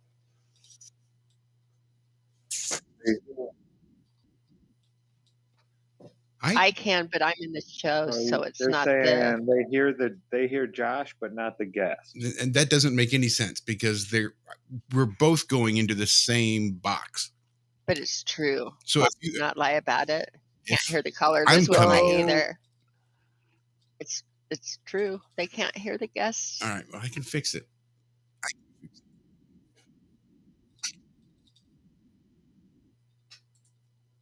Hold on, we can hear you, but YouTube cannot. You've got us personally. And can you hear us now? Yeah, I can hear you just fine. Good. I'm going to have to turn the volume down on my computer because this is.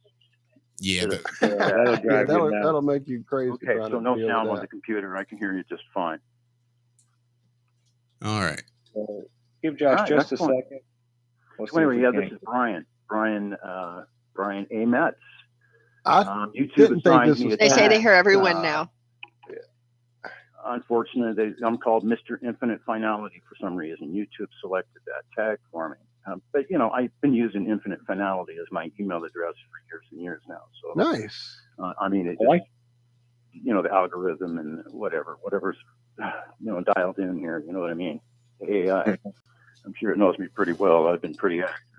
So that's not paranoia. That's just the way it is. Yeah, it probably knows us better than we know ourselves, Brian. It feels like Yes. it sometimes, brother. Yes, indeed. You know, I try to keep it mixed up, you know, and change my rhythm a bit. But I bounce all over the place on my research. You know, I've kind of been binge watching Ross's stuff ever since he passed, and that kind of brought me onto another topic, which was just inflammatory. It just kind of blew me up the other day. I haven't been able to sleep actually since I watched a podcast that came out on intellectual ketchup. Everybody needs to watch this sucker. Oh, it is a bomb. I mean, it just blew my mind. It's about what's happened, you know, with Did you just say something new came out from Intellectual Ketchup? the after effects and the sudden death type syndrome, myocardial type stuff.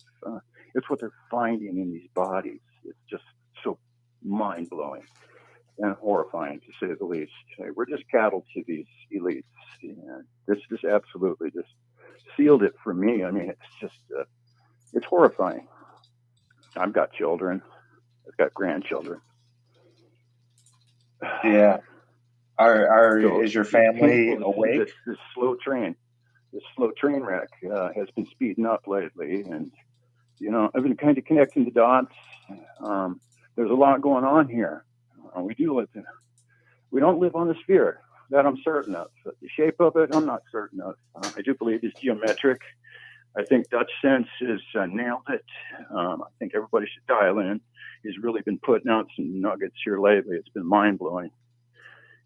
I mean, as far as the seismic activity, I think it's very, very controllable, and it's caused all the cataclysms in the past. It's kind of how these guys roll, whatever you want to call them, the elites, you know, those who are in charge of this place. I think maybe that's how it works. Well, yeah, Tesla knew. You know, I like build to back call them better evil type thing. fucks. You know, they got to destroy it, build it back, destroy it, build it back. That's why there's just so many layers to this archaeologically. It just goes back. We're just pancaked. It's just been going on God knows how long. That's just part and parcel with how this place works. And I think we can figure out how this mechanism where we exist works. And I think we're getting close. There's a lot of people that are making some massive inroads on this thing. I think it's electromagnetic. We're electromagnetic. It's pretty cosmic thing, you know. It's been, especially lately. It's like I get these epiphanies. You know, I go through these dark spells where I don't get anything, and then bam, it's just like I get a hit. And, you know, I feel like my frequency has changed. My ears have been ringing so loud lately. It's just been mind blowing. I can't figure out why, of course. But anyway, you know, and we're part of something really huge that's going on here. Is it part of the whole structure of how it's supposed to work, or has it been hijacked and utilized by others for a long time? My suspicion is it's been hijacked by others. And if you read the Bible, and if you've been watching Ross's stuff, I mean, some of the research over there has just really been opening my eyes. All the history that's been hidden away, and you are so right everything. about. So, yeah, I'm sorry, I've been going on here. My bad. I should stop. Can you hear me? Yeah, I can hear you just fine. Yeah. You're so right about people are waking up. Not just truthers, but average people. There's a lady that works at the local grocery store, and we always chat about all kinds of stuff, you know, mostly politics or this or that, whatever she wants to talk about. But she mentioned the Christmas tree in the Bible. She's someone who reads her Bible, you know, but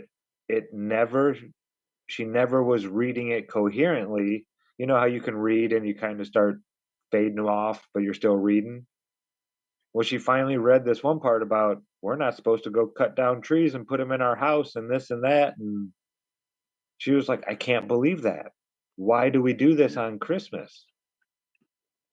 And she's like, that's a Yeah, pagan thing. yeah, I was like, well, yeah, well, it's a pagan holiday to begin with. And I explained yes, to her indeed. about the solstice and how the sun rests there for 3 days and then comes back to the north. And on the 25th, they all know they can see movement of the sun coming back. So they all celebrate because the sun is returning. Right? Yeah. And but yeah, people, just your average normal people, are waking up to a lot of this stuff now. It is. It's an Yeah, amazing time to be alive. It's cool. it really is. You know, I'm hanging in there. It's And yeah, it is. I know it's scary, but the one thing I always you know, my ace up my sleeve, my whatever you want to call it, is I can always go back to, after this body passes, I'm still going to be. So I no longer indeed, fear death. And I know there's going to be indeed. bad Yeah, times for a lot of people. For me, in the future, you know, they just happen. They do. But I know that this isn't the end. And that has no, changed my whole outlook on life and about just being positive. I mean, I am so happy that I can see, I can smell, I can hear, I can taste, I can feel, I can walk. I have it so much better than so many people. I don't have the right to bitch about anything, really. yeah, gratitude. I'm so very Yeah. grateful for every day. Every day, I really am, and I thank my Creator every day for Him allowing me to be here. Because on my own, you know, I really I didn't do such a great job, especially taking care of this device that I was allowed to utilize.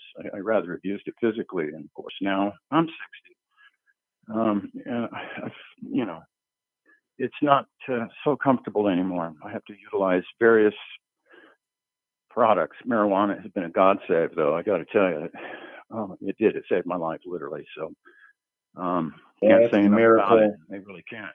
I can abuse it, and I do abuse it sometimes, because sometimes it gets so intense. I just want to just tune everything out and just be completely numb. And you know, wherever my tolerance is, you know, I can do that. Sometimes that's not available either, though, and I just kind of got to deal with it. Soldier on. And I can kind of control, you know, the flow of it.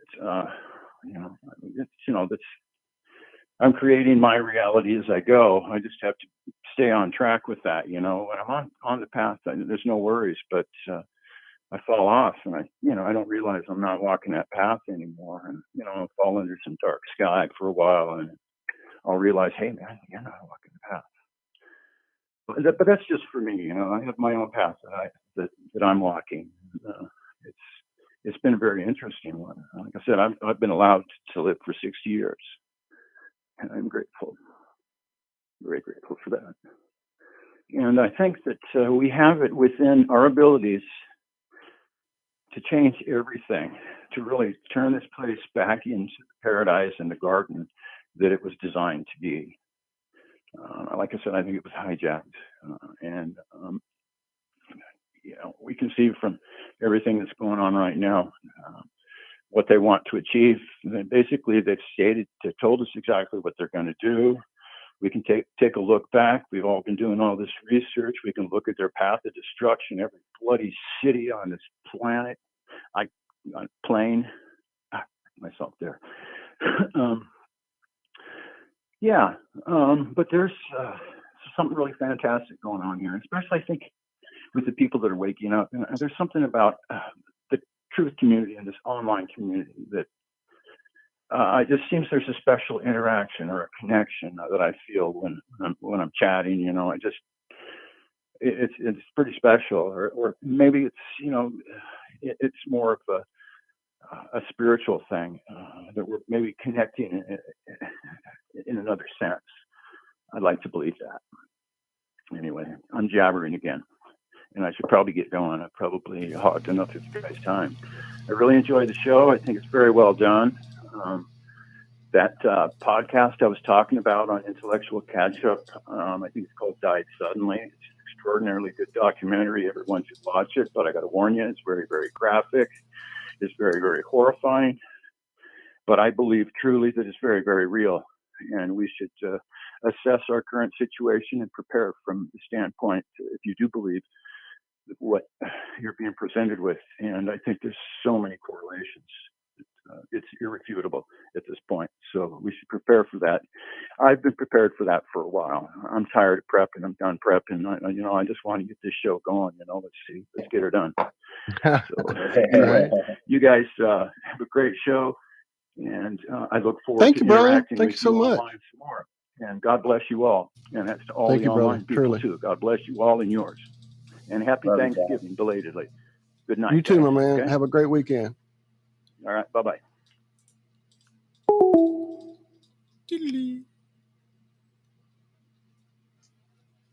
Brian A. Matt. Brian Metz, thank you for calling, y'all. Go check him out. I know the channel's there. If you go click by next to his name. It looked like from what I'm seeing, Thunder Chicken had some things come up, a call, a job, something like that. So he won't be able to join us tonight, unfortunately. But that does leave plenty of time and space for you guys to call in and hang out. I do see Karen possibly coming in a few minutes. Cool. Karen B to join us. Nice. Always love me some Karen B.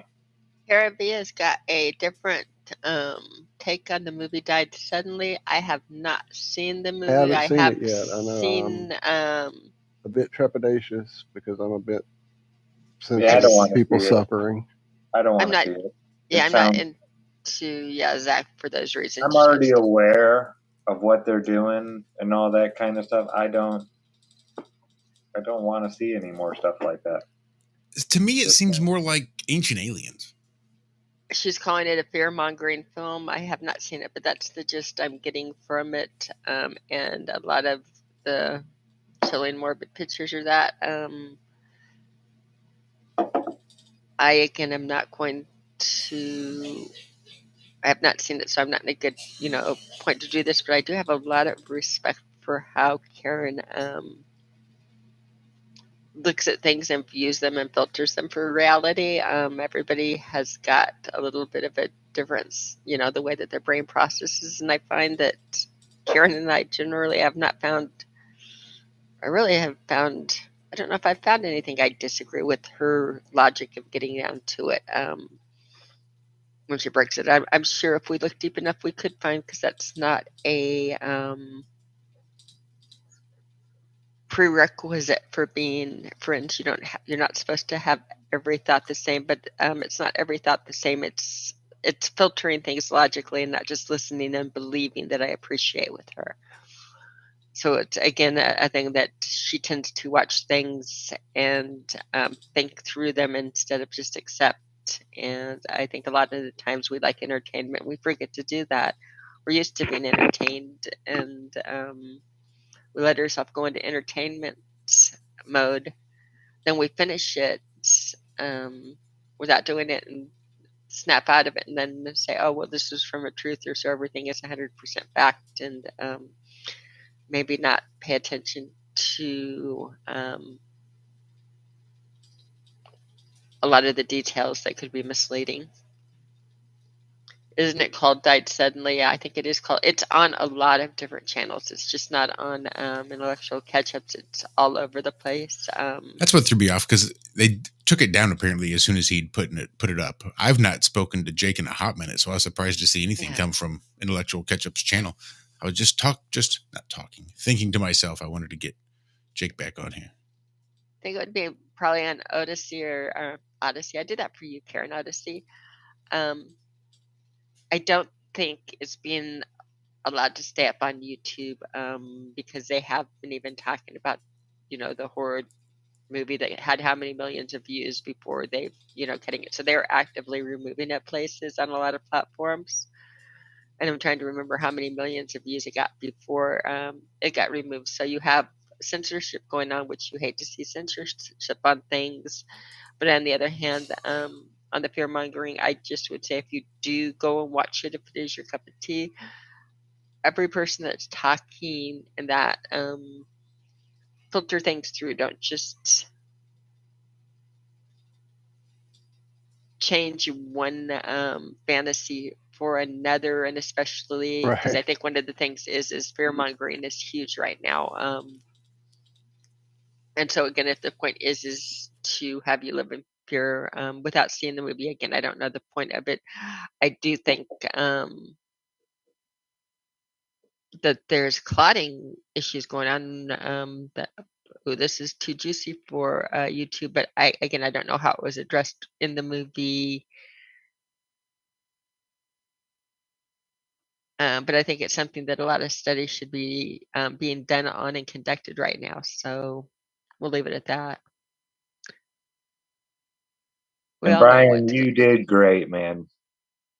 Don't apologize at all. Brian's in chat saying, sorry if I was incoherent mumbling. No. No, No, dude, you it did was fucking great. awesome, brother. Hell yeah. I was hating for you to leave. Shit, I was wanting you to hang out more. So you're welcome to call back anytime.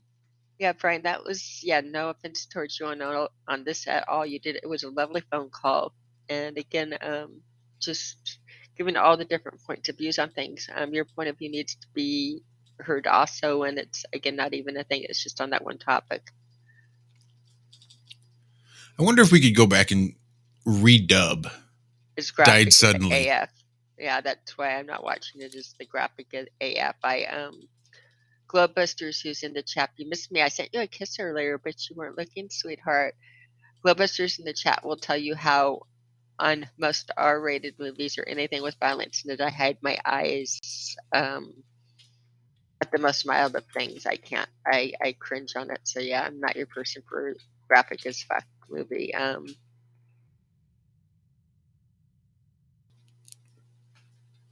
Yeah, I Some just don't people like are. the ones that play to people's emotions. You know, the fear, things like that. When it's like a war movie or something like that, graphic, that doesn't bother me. It does with me. After Braveheart, there's not many war scenes you can show me that are going to gross me out. Braveheart Bob told me when I could open my eyes again. My eyes were closed a lot during that movie.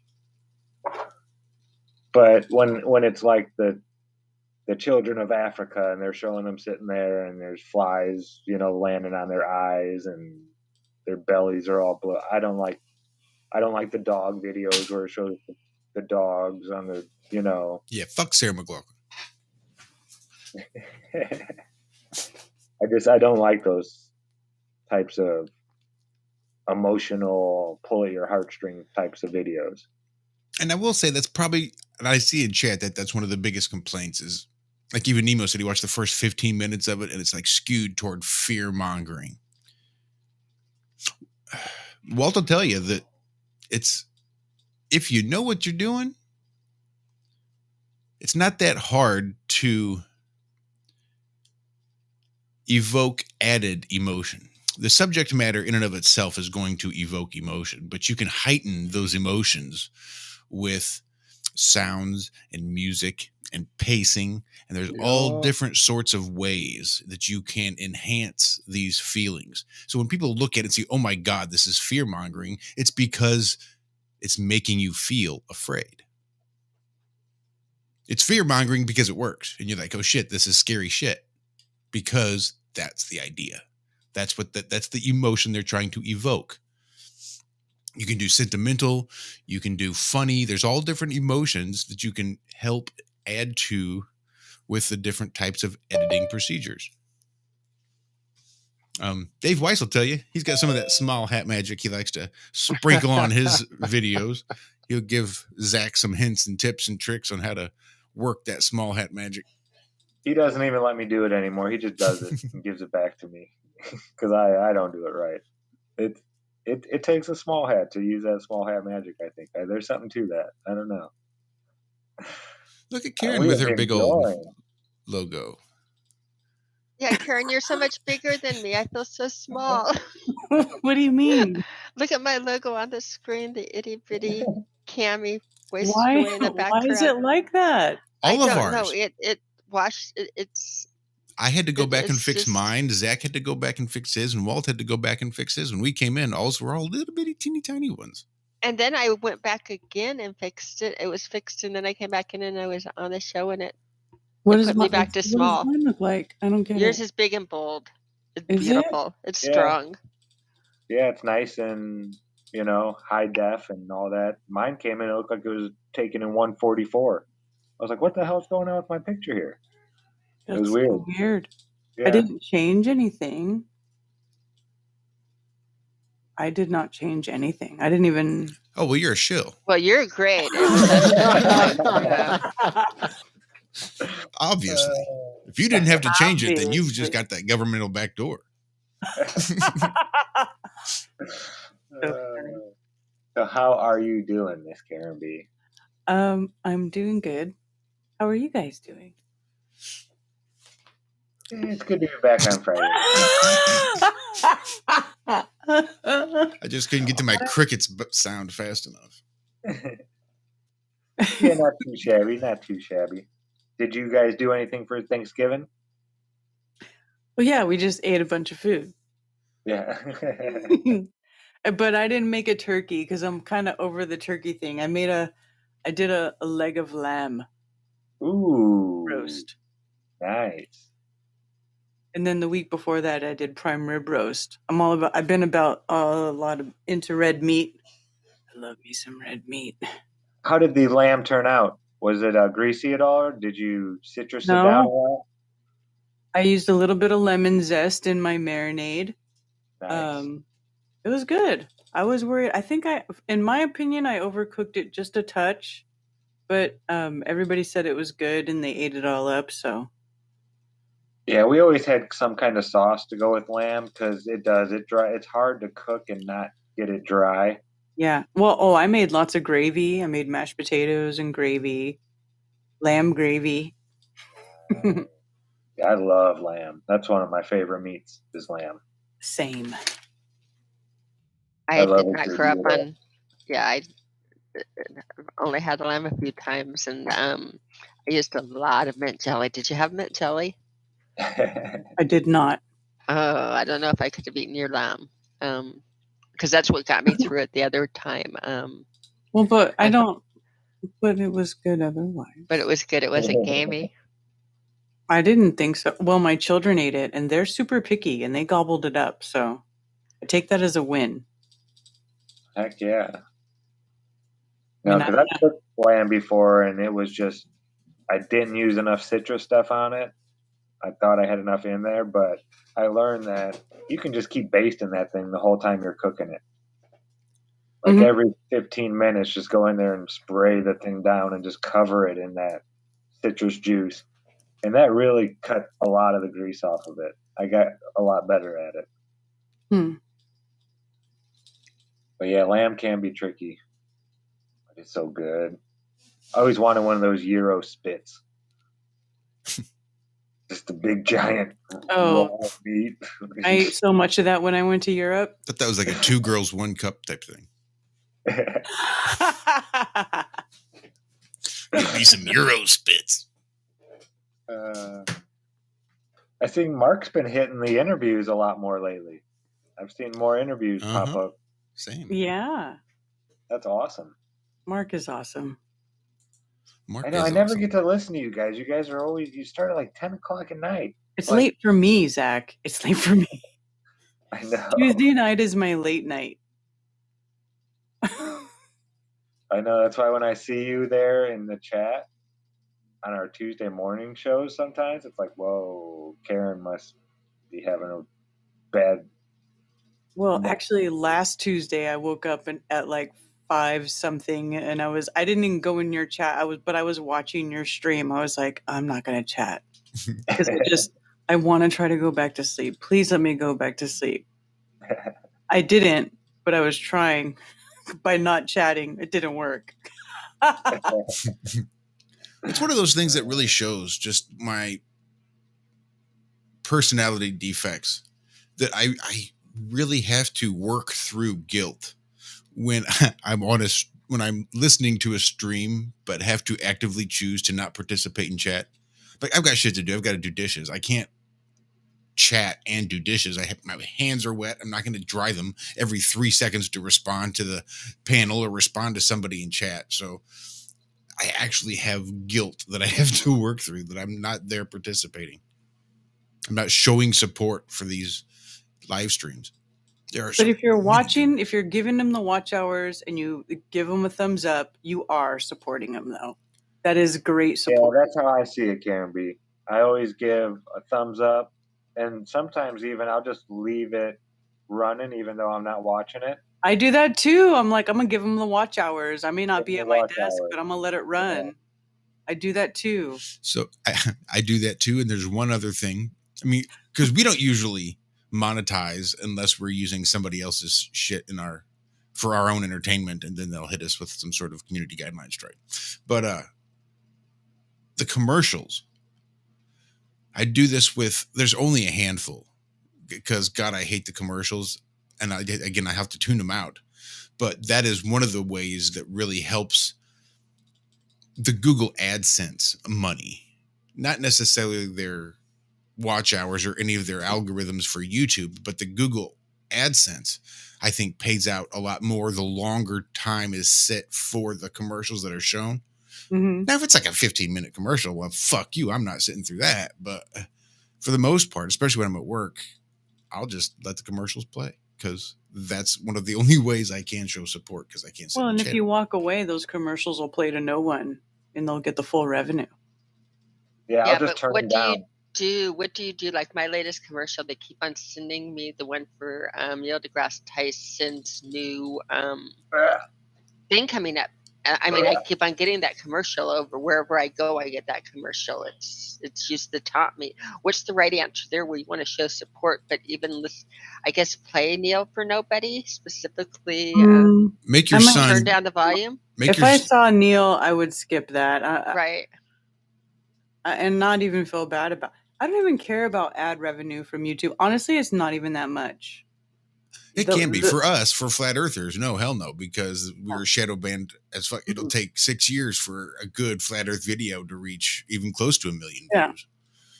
It's better. Like, it sucks, but you get more revenue if people give you super chats, or if they just they super chat you through like PayPal or some other way.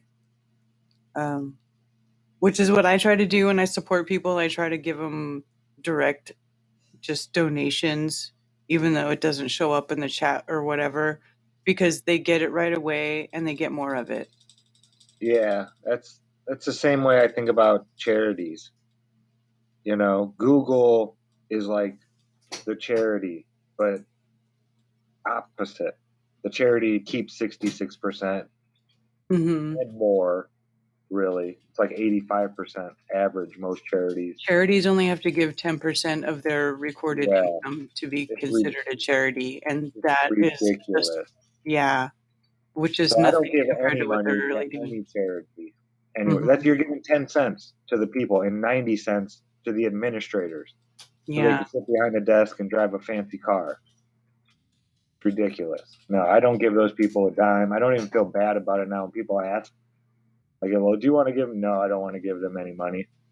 I'll go give money to some hungry child or hungry family.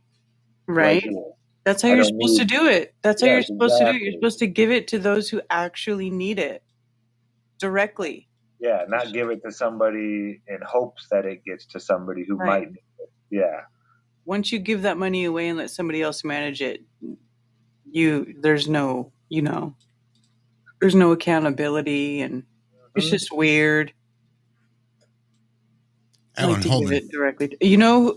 By the way, did y'all hear about what happened? Do you know the tinfoil hat people? This tinfoil hat. Whoa, you got to be a little more specific. Everybody I know is a tinfoil hat person. There's actual ball caps that are made that say tinfoil. Yeah.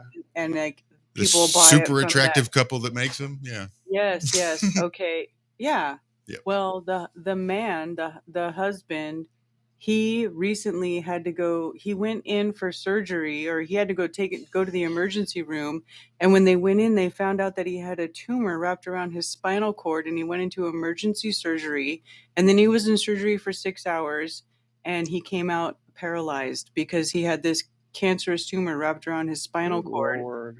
and now Oh, he's paralyzed. And they just started a give, send, go. It's not GoFundMe, but it's a different one. It's like a, it's a one of those sites, but it's different. It's give, send, go. And because now this man he has to go to physical therapy to try to get movement back in his arms and legs. So right now it sounds like he's quadriplegic, and he's trying to get movement back in some of his limbs. And talk about being like slammed with something incredibly difficult to deal with, as a young couple, and being in this and doing what we do as it is normally. Like, what we do is hard enough, right? The subject matter is hard enough. And then to have to, on top of it, deal with something like that, I just really feel for them. It just happened recently, right over the Thanksgiving, like on Ted's birthday. It happened 11/17. So anyway, I donated to them and I shared it on my Facebook, and I'm going to be talking about it on different streams so they can get some help. yeah. Because I Where's can't the link? imagine. Did you drop it? I haven't, because I just was running my mouth. Yeah, no, that's fine. When you get a second, drop it here, because I'll definitely do that immediately. Because my goodness. Yeah, but I mean, it's just crazy, the things that are going on, and that people get surprised with. But anyway, they're a really nice couple, and I just thought I would bring. I don't even know them, but just No, I've seen seeing people that wearing their hats, but I've never met them. Yeah. His name's Yeah, Paul Caesar. That would be crazy. Yeah. That's why. Can you imagine being they're they're young. They're younger than me. They're a young couple. And now this woman is having to deal with her husband being paralyzed. And oh my God, I can't even imagine. What a whole world just just the whatever reset right there in their world. It just got all reset. Like, start over. Here's how it is now. Yeah, that would be crazy. I mean, and we all know Rose, who's in a wheelchair, but can you these people, just like, and I think about her when I see stuff like this, because it's like, wow, they're going to have to reform their whole lives. Like, they're going to have to make their home handicap accessible for him, and that's a huge thing. They're going to have to reform their whole lives around it, and to try to get him better. Maybe he'll get better, and maybe he'll get his movement back, but there's a good chance he won't. Who knows? Anyway. Yeah, those back things, man. Mm-hmm. That's why I'm so grateful. Yeah. Seriously, having the attitude of gratitude is for real, man. It's real. Every day I am thankful for everything I have, everything. My home, my children, just everything. You don't have to take 9 pills when you get out of bed and 10 to go to bed. Yeah. Yeah, it's crazy. My whole family, that medical industrial complex or pharmaceutical, man, I bet they have 80% of Americans on something. I don't know how it is in other countries, but they weren't doing it so much at my time. They tried to get me on Ritalin. My mom said they didn't ever say anything to my older sister. She was 5 years older. But yeah, back in the 80s, it was like 84. They tried to get me on Ritalin. Oof. Because I wasn't taking my education seriously. My mom said, is he passing all his stuff? Well, yeah. Well, she's like, well, I really don't want to know a 5-year-old that takes his education seriously. Sorry. They tried to do that crap with me and my first son when he was in first grade. And I looked at the man across the table and I was like, I will not be putting my child on prescription drugs. It's not to alter his behavior. Yeah, so I won't be doing that. That's just not happening. Yeah, but there's so many parents that just, they're trying to do what's best, they think. And they think, well, these are the doctors. They know. I don't know. It's like there's different kind of people out there. Those that ask questions and those that just go along with whatever anybody says to them. I am so glad my mom was the first, where she was like, no. Yeah. No. Right? And I'm not saying that they're bad parents or anything. They're like that about almost all the choices they probably make. But there's some people that are just very susceptible to ideas from others. Well, they just don't have any self-confidence. They don't have any confidence in making those type of decisions for themselves or their loved ones. And that comes from, the programming. That's part of it. I think there's many layers to this that we don't even see. You know what I'm saying? Like all the different types of personalities and all of the types of thinking and all of the everybody is so different. Everybody is so different. How do we know? There could be things that appeal or work on other people that other personality types or thinking types just don't see at all. Like it's completely invisible. Do you know what I'm saying? Mm-hmm. Like everybody sees things in such a different capacity. We have no idea what they're trying to hide in things. You know what I'm saying? Like we know they're hiding stuff, but it could be even worse than and I'm sure it is. I don't think flat Earth is the biggest lie we've been told. I don't. Possibly not. I think there's ones out there. I think maybe if you're going to count lies of omission, but as far as straight up, here's what things are, and it's not at all what things are. Can you think of one that's bigger? Well, currently the virus lie, the and you know what sucks is because that's what you can talk about, you guys. You can't talk about it. I don't know if you guys know, but I just got a strike on my main YouTube, and then I went off on all the other platforms because I had a strike on YouTube, and I won't talk about it here because I don't want to get you guys a strike too, but that's what it is. Like I went over all the things that you cannot talk about. You can't question the validity of it. You can't question whether it actually exists or not. I'll just say it, like it, you know what it is, right?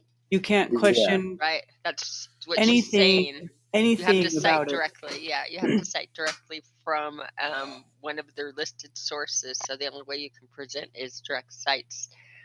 But a thing about it is there are getting to be enough for people out there and finding out what's going on. There are enough people in government speaking up that there are some good sightings out there to present right. But again, it's problematic to present it correctly. And if you want to see how touchy it is to present something like this, again, go to John Campbell's or Karen, where she reads the channel and all the rules. Yeah, but you cannot even pose the question of the existence of these things, which I mean, you're not supposed to have the gall to ask. Right? Which but it's like that, but that's the key, isn't it though? That cuts the head off the snake. That makes everything that's going on irrelevant.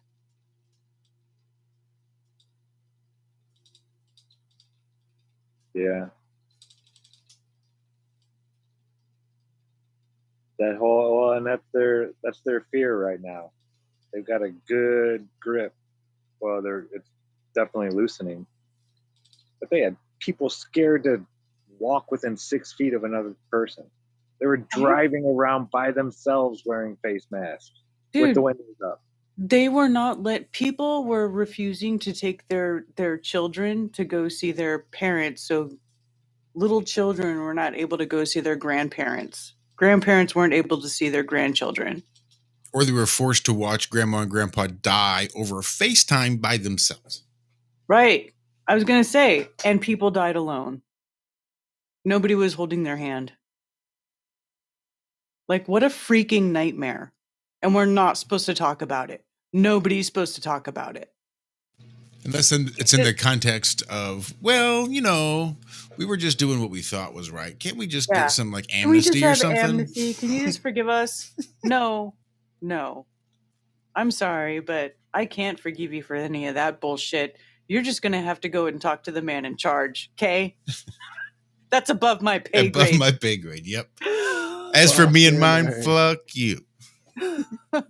Because if it were up to me, I might fuck you up right now. Yeah. And this is one of the real reasons I don't want to go watch That Died Suddenly. Yeah. I know I don't want those feelings. My You're wife right, would my wife would feel compelled to watch it with me, and I think it would scare the fuck out of her. Having Dude, that's all it's meant to do. The whole thing is meant to be scary. Like, I'm watching it and I was like, oh my God. And and I'm very I'm aware. I mean, I know what people are doing, but I'm also very empathic. So whenever I watch this stuff, like, I have to really process it before I talk about it, because if I talk about it right after I see it, I will feed into it, because that's me. Like, I know for a fact now that when I first watch something, I'm tuning into like what the mass consciousness is thinking about this certain thing, and it's overtaking me, and I'm like, oh my God, and I can totally feel what people are feeling when they're watching this. And I really have to let it go through me all the way. I have to bring it in, and then I got to let it out before I can actually like process it. And it's taken me a while to get to that point to where I know what I need to do with stuff. And so now that I do, and it's like, I can't really explain that to anybody, this is just for me personally. So now when it happens, and I watch this stuff and I let it process out, and then and it's so great to let it do that, because at the same time, while you're letting it process through what your own feelings, other people are doing it too. Like, people who are well more versed in this stuff, and like articles start coming out and response videos, like Amanda Vollmer and like other people who are in our community who are aware of the major lies, i.e. flat earth. Like, I feel like, Marty Leeds has that video called Litmus Test. Litmus Test is a great way to explain it, because I feel like if somebody hasn't had the gumption enough to look through the lie that is the globe, and doesn't realize that, whatever you think this place is, it isn't what they fucking tell us it is. Well, if you haven't figured that out yet, I'm going to take everything you say with a huge, giant grain of salt that weighs more than you, my friend. You know what I'm saying? Because if you haven't figured that out, I don't care what you think, what your idea of this place is, but if you know it's not a globe, well, then you're way more honed in on reality than most of these other people. As far as I don't want to discuss the shape of the earth with somebody who believes it's round. That's not what I do. I'm trying to figure out what's really going on. I did my explaining it to people. If you want to know my opinion, I made videos about it. Go watch that's what they're there for. Made hundreds of them on all kinds of topics. Well, and flat's not a shape. Flat is not a shape. It's a descriptor. Like, nobody who says the earth is flat is claiming that the earth is any sort of shape. You're just saying it's not a globe. Yeah, exactly. And if you don't realize that, especially all these educated people, if you can't just sit back and entertain the idea long enough to actually let it sink in and be like, holy shit, there's something to this, it's not that hard. It really isn't. Then I'm sorry, I don't have time for those people anymore. There's so many flat earthers out there that are talking to those people and explaining it, doing a great job, waking up more and more people. No. And definitely, I don't know how Austin does it, how he has the patience to sit there and talk with people like Toon and he's got some special trick where he's able to put himself on autopilot and just repeat all of those words, blah, blah, blah, blah, blah, blah, blah, blah. I can't do it. It's amazing. Yeah, he's got the I feel like he's checking out sometimes when he's doing it. He's like, all right, listen. It's like somebody says something and then he goes, I got the response to that. You know, which is great. That's it's an great. autopilot for him now. Yeah, because he knows there's So only much. certain things they're going to say. He knows exactly what they're going to say and what he's going to respond. He's just got to find the right room that contains the right file cabinet that contains the right folder with the right file in it to respond. It just takes a minute sometimes. I can imagine. Yeah. When you're that many rooms, you got to expect a bit of a pause. Yeah, I don't have the patience for people like that. I don't either. So I want to bring it back around to YouTube real quick.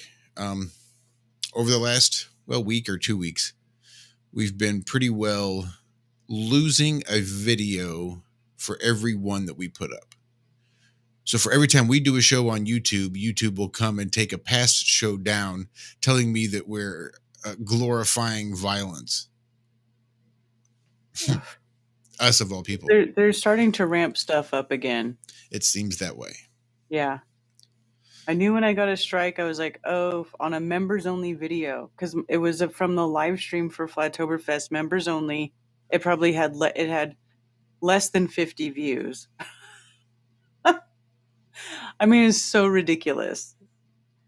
But they don't care. It's all about algorithms. They just want to know what you're saying. Right. Mm-hmm. Then It took a month. My message says, go review it here. So I click it and it takes me to a dead link, right? Here's where the video was that we've removed. So I know we wanted you to go ahead and review it, but we took your video down, you dumb bitch. What are you doing here? So I ask, well, okay, what's the timestamp? How can I review what this information was? Okay, your appeal denied. Okay, so what was the timestamp? What did I say or someone on this show say that glorified violence? Not talked about it, not mentioned it in the fact that it was bad or wrong, but who on this show was glorifying violence?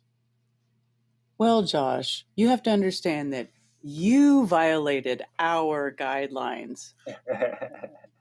Which was, I think the first appeal that I rendered was, how in the fuck am I supposed to know 4 years ago what you guys are going to suddenly decide last week, what you think might be not particularly okay for me to say anymore? And by that regard, how am I supposed to know tomorrow what you might think 4 years from now might not be appropriate either? How am any content creator supposed to create content that way?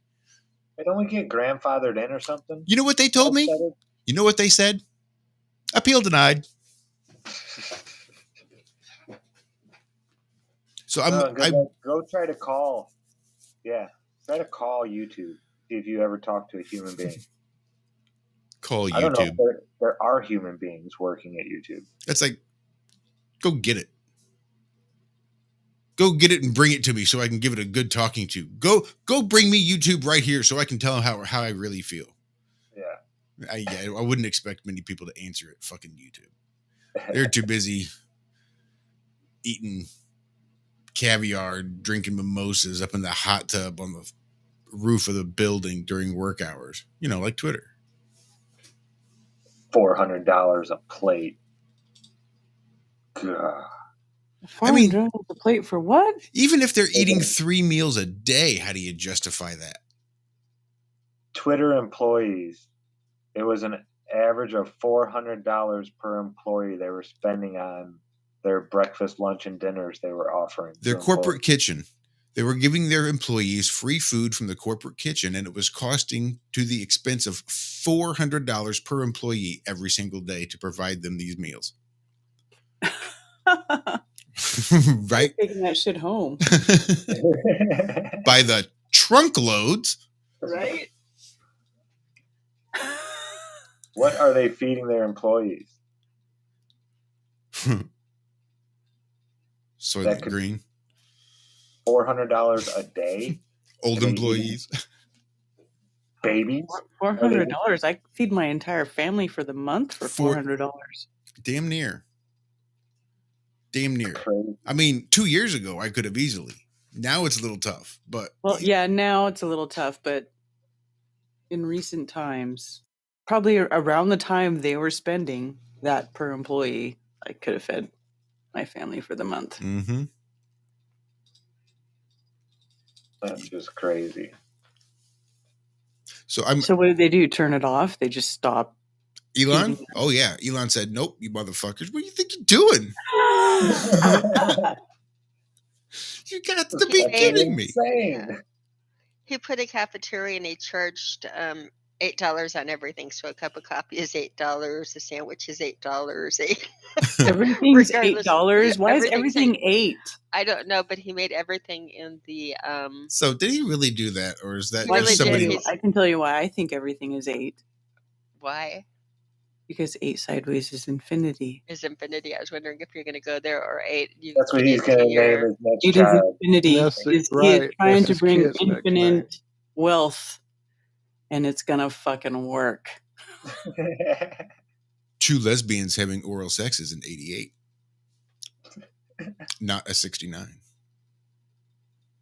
That's because you get 8 twice.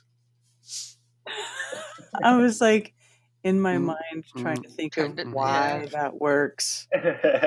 Because I'm so visually orientated. Like, you could say anything to me. Oh well, here. How about this one? And When it's whatever 2 guys, you say, Karen. I'm gonna try to picture it in my mind. When- Everything. And when I it- get pissed at Brian and Ted because they try to gross each other out, and I'm like, I have to go. I have to leave.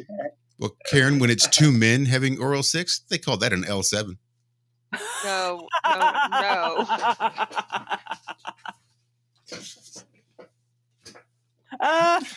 Could you just call it a square then? Or a rectangle, depending on their Frank height. Did the visual for Karen. He drew the picture. Yeah. Yeah.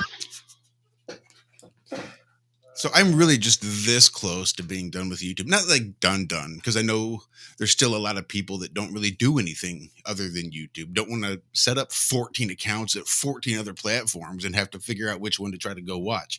I get it.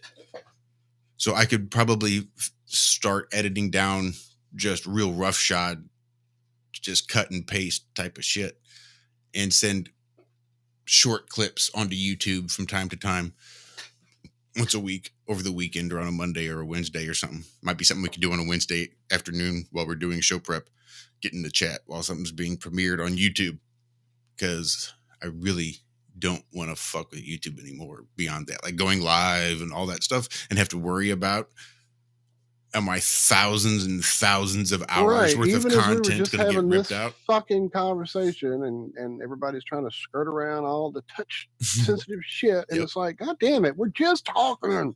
We're talking. We're not out beating people down. We're not running riot through streets. We're not inciting violence. We're fucking having a conversation. We're not presenting ourselves as experts, ex-husbands, strips under pressure. We're not going there. You're right. You should be allowed to talk. I have an off-topic one. I wonder if anybody else has been looking at or following, or what the thoughts are. Anybody else follow the Supreme Court? They are. I'll go ahead and give you in regards to their. Finally, I've been watching for this for a while. They have parody suits coming up, 2 of them, and one of them I'm following this year. Are you aware of the Bad Spaniel case? Yes. Who else is following Bad Spaniel besides me? Whiskey drinkers, hopefully. No idea. The Bad Spaniels case is a case, it's a parody case, and it's because of what was done to us by other YouTubers on Globebusters and even a company I used to work with. It's something that's not well defined in the law, and that in the past, when I can say that, like, going into it, that I personally experienced it like twice where we've had to make adjustments. One of them was we put out at a store I used to work with, we put out a newsletter, a friendly jewelry store newsletter called the Federal Express, and we did it in the same kind of font as Federal Express or whatever. It was parodying their little things, right? But it's pretty clear that we're a jewelry store and we're not trying to deliver packages or things like that. It didn't matter. Our lawyers looked at their cease and desist and said, this isn't well documented in the law. It can go a couple of different ways, but their pockets are really deep. How important is it to you to use that font on your letterhead? And we're like, not that important. A second time we had it was when we were told on our channel that we were reported in and had a copyright strike or trademark strike on our logo for Globebusters, but somebody pretended to be a lawyer for the trademark company representing them, and the lawyer was much more interested in a troll forging her name and putting it into than documenting us or then going after a small channel that she called it parody and said it's like Dustbusters or anything else. We're not going to go after a Busters logo. It's funny. It's not, you're obviously not trying to be a movie. So they were really good sports and let us did it, but like Federal Express was not. But what this is Bad Spaniel is a company that makes, or it's a product made by a big company. So the big company has dollars or pockets behind it. And the product is a doggy squeak toy that looks like a Jack Daniels bottle. And it's called Bad Spaniel. So it's not alcohol, but the squeak toy looks very much like, Jack number It's a 7, the very famous, distinct looking bottle. very distinct looking bottle. And it's obviously making, and like with where they did the writing and things on it, I mean, they made a parody of the whole thing. And Jack Daniels said, cease and desist, this is our design in that. No, And I don't think that's right. I don't mean to Bad interrupt. Spaniel said, I'm pretty sure they did "Fuck not you, this issue is a cease funny." and desist. I don't think that's right. Jack Daniels never asked them to stop, I don't think. Really? Yeah, I'm I pretty thought sure Jack Daniels they did wanted have- they wanted their points. They wanted their cut, their percentage off the sales. Yeah, they're not saying you can't. They're saying we own do the it, but you got rights to to pay it. us. Yeah. Right. So this is again a going up to court. What is parody? What is copyright? Where do the laws? Because there really isn't a good Yeah, people been defined law cutting on back what on is parody everything. and what's copyright. A lot less Jack Daniels being drank out there now. I bet there's a lot more cheaper whiskeys that are being a lot more utilized than before inflation. Right. How hard is Evan Williams laughing now at Bad with the, Spaniel right now? Like, these dumbasses. I'm hoping from the Supreme Court, I'm hoping it goes the way of parody and people are allowed to laugh and have a sense of humor, and you don't own, again, it will be interesting on what part of what when you're not actually competing with the product. cheap whiskey is called moonshine now, by the way. Moonshine used to be the shit, but now that they put it into liquor stores and stuff and they've that's not regulated real it, shine. I have baked now apple it's pie cheap moonshine. whiskey. Yeah, now it's With basically kale. that's cheap whiskey. It's funny because I've never drank enough moonshine to actually taste moonshine. When you drink moonshine, Real moonshine? Yeah, I don't taste anything, but it's like drinking straight rubbing alcohol, and all I get is a crazy weird tasteless and smooth, and it just warms your throat. Like real moonshine, you're just like, wow, how did you make that? In Indiana, you were allowed to make a gallon, and my buddy's dad down in Indianapolis, we'd go down there and see him, and he'd always have some moonshine for us. He'd be like, "This one's this flavor, this one's." It all tastes the same to me. It tastes like rubbing alcohol, kind of like you said. It was smooth. You didn't really taste anything. You just got this strong like alcohol vapor lock almost. It gets you fucked up quick. Yeah. My French, but yeah, real moonshine is the shit. Real moonshine is delicious, and the best it is alcohol, sipping whiskey. Yeah, for sure. Yeah, the best alcohol I've ever had was probably homemade blueberry wine. This guy made this blueberry wine. It was only maybe like 4 years old, but it tasted like a juice drink almost. And I wasn't drinking at all. I don't drink, at all anymore. And I just had a small little glass, and man, I had a nice little, I was feeling good, bubbly. But there was no bite or aftertaste to it. Right? Yeah. Oh, so good. Homemade wine. I've never had wine like that. And not a lot of hangover from real moonshine either. No, it's very clean. Yeah. Like when, I don't know if you've heard Conspiracy Music Guru talk about how he's into cognac now. Like cognac is like double distilled brandy, Right. right? Double distilled. It's the good shit. Yeah. That's what moonshine is supposed to be, double distilled. But I think the moonshine that they put in mainstream though, like in ABC stores and stuff, they don't require it to be double distilled. And if you double distill it, they'll tell you to stop. Like it's not even the moonshine they market. It's not made like real moonshine. No, not at all. Mm-mm.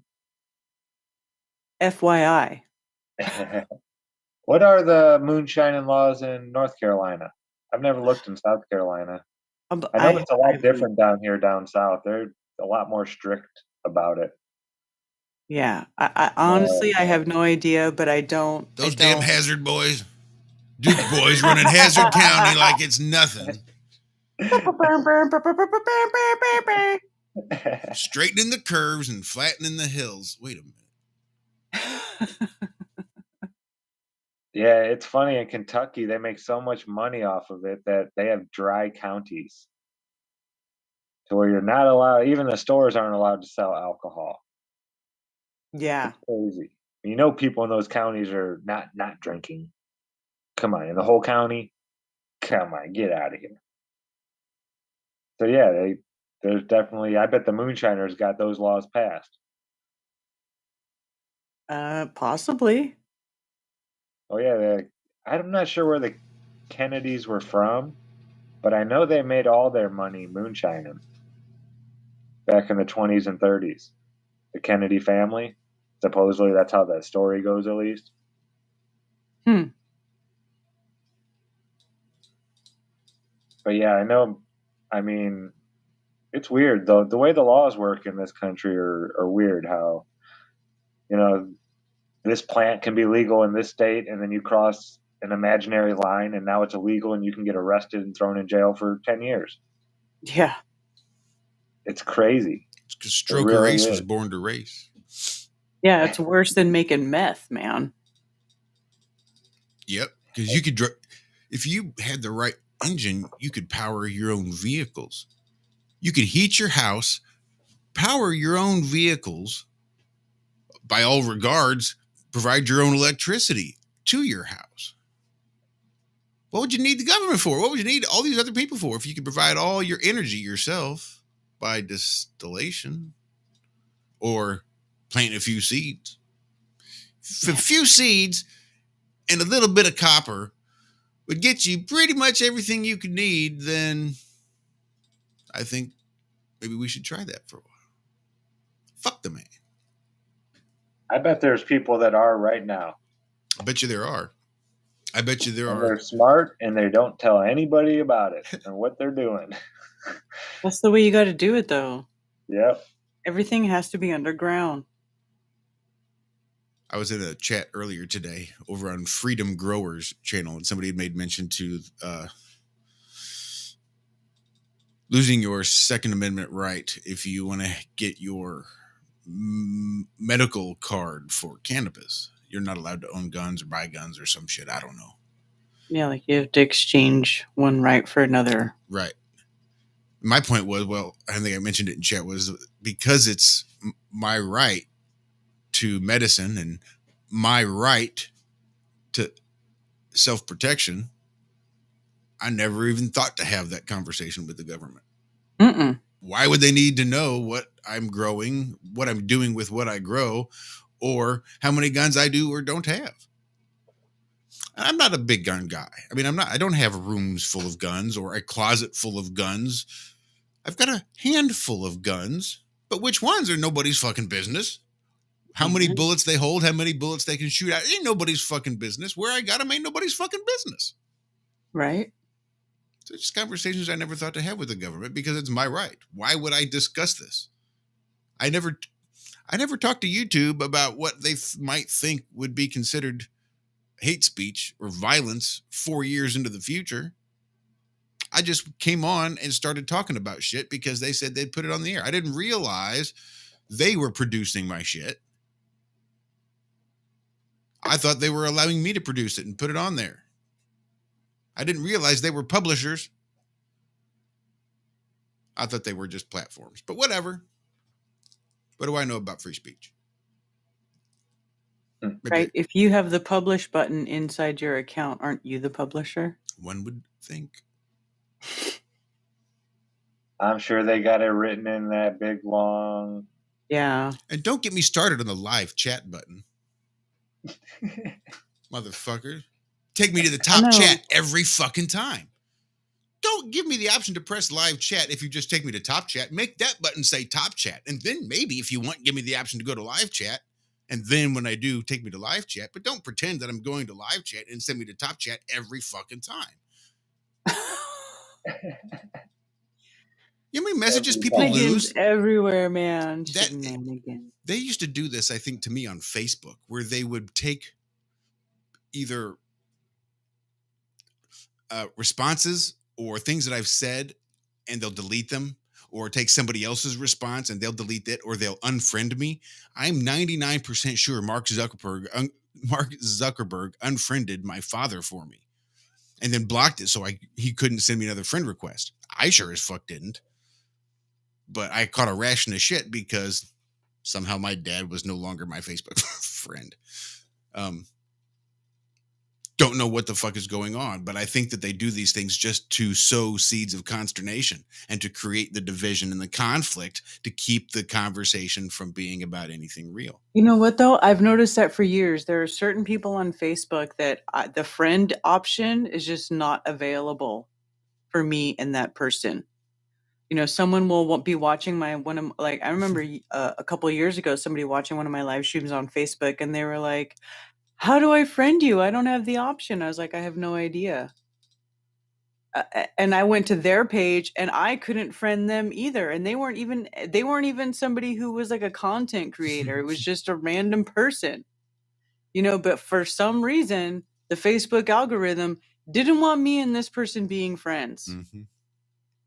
That's weird. And it is weird. And that's been happening for years to me on Facebook.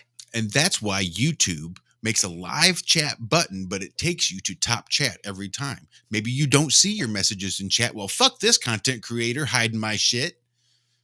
Maybe somebody responds to something you said, but you don't see it because you're not on live chat. You're still stuck on top chat. Maybe that response just doesn't rank high enough in the chat to be at the top for the top chat. And you just don't get to see it. Like, well, fuck them. They didn't see my response, or they didn't respond to anything that I said because they think they're on live chat. Why? Because the button said live chat, but it took them right to the fucking top chat. And they had to go back, reload the chat again because no, I got to go to live chat. Not live chat. I got to go to live chat. Otherwise, it's live chat, top chat, and nobody wants to watch a live chat, top chat. That's just bullshit. I got to go to live chat. That's where it's at right there. Fuck YouTube. Pardon me. I've not ranted in a few weeks. It's always good to have a good Josh rant. So always, the moral of the story, always check your chat options and make sure you're listed as the live chat so you're not missing people's messages. I know I've been unsubscribed from the THC show 3 times, probably in the last month. Like every week when he has a show, I go to find it, not in my subscriptions, go and look at my, who I'm subscribed to, not there anymore. It's happened 3 times in the last month. So we're Voynich's channel twice in the last month. They've been locking down all kinds of stuff, handing out copyrights, and they've been unsubscribing people. Yeah, they've started they've been hammering down on us again. Their bi-yearly purge. Yeah, the winter cleaning, winter cleansing. But I knew it was going to happen because it got too comfortable over there for a while. It's funny you said that because on the link I just dropped in the chat where we're on the show tomorrow with the THC channel, Karen, when I was talking about it earlier in here, it was dropping the chat. I went to get the link and it wasn't in my subscriptions, and I went to go to his channel and his channel was gone out of my subscriptions, and I had to go to where he dropped me the Facebook link or in messaging, the link to it, the thumbnail he made on the show, and click into it from there to bring it up on YouTube to share the link that I just shared here. And I just happened to resubscribe to him. So yeah, I'm also getting clicked off people, a lot of people. Welcome to the land of content creation. Yeah, 'tis the season, huh? Especially if you're not just like a niche. You're not like a conspiracy theorist. No, you're a flat earther. You're the micro niche of videos where it's so easy to shadow ban your ass. Not like there's a whole lot of people out there looking for you anyway, right? You silly flat earthers. I know. There's no way to keep all your content on one platform unless you have your own website. I mean, there is not one platform that has everything. It's all spread out everywhere. Yeah, not everywhere, but I say library does a pretty good job of keeping everything. Yeah, but even that won't like download certain live streams that are past a certain length. Like you have to go over there and you have to re-upload it. Like it won't just automatically download anything over like 2 or 3 hours. Oh shit, that does sound vaguely familiar. Yeah. That's pretty much everything we do.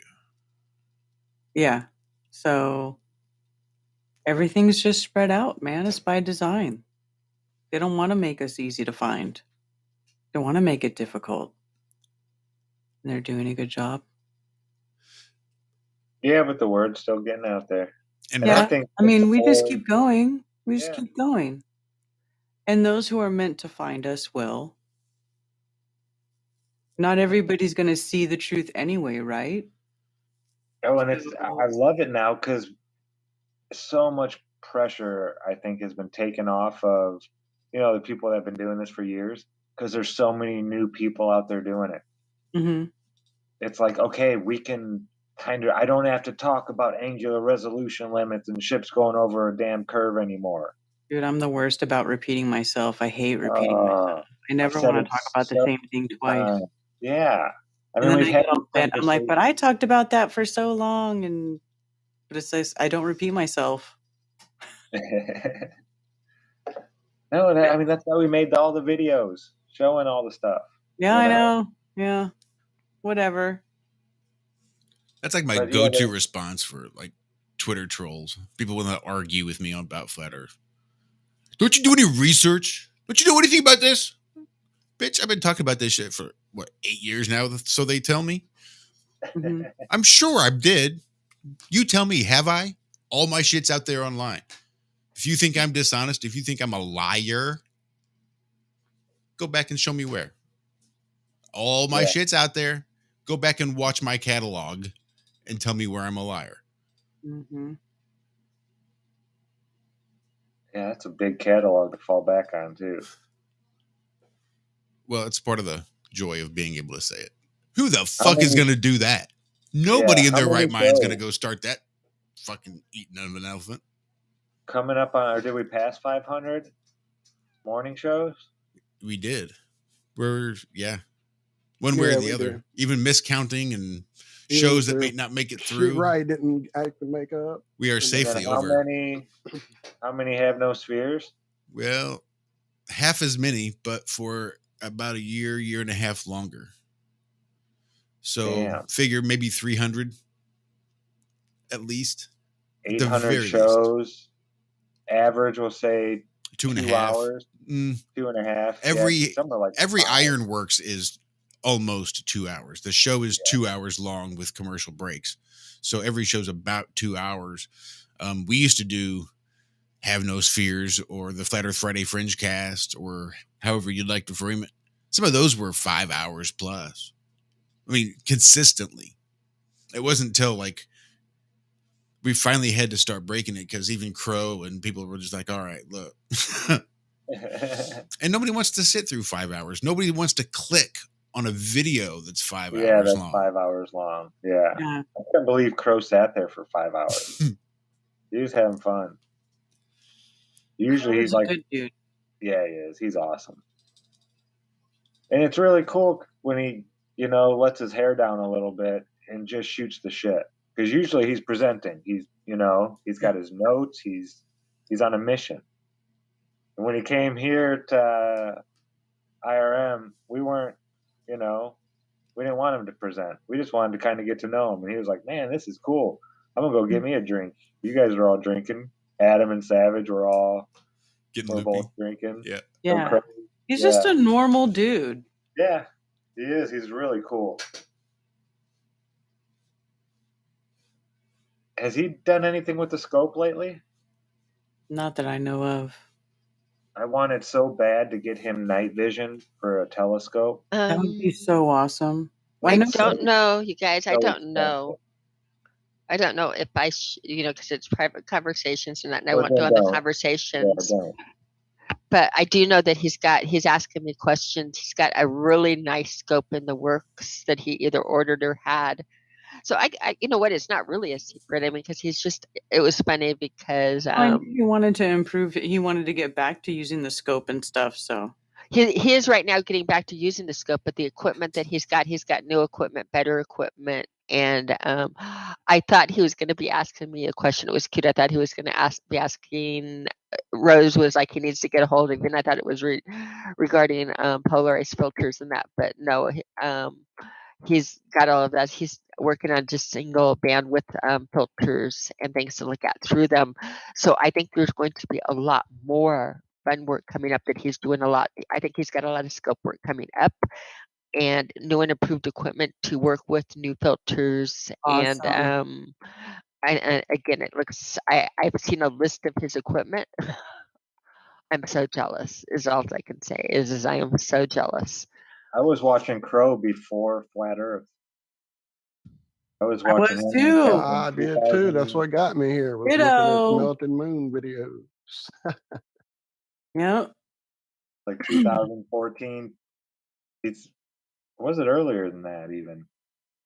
Could I have know been. he did a lot of the recording in 2012. He always Yeah. talked about, and he almost threw away his video of the first lunar wave. Mhm. And then he released it like 2 years later, and yeah, that was, man, that was seems like a lifetime ago now.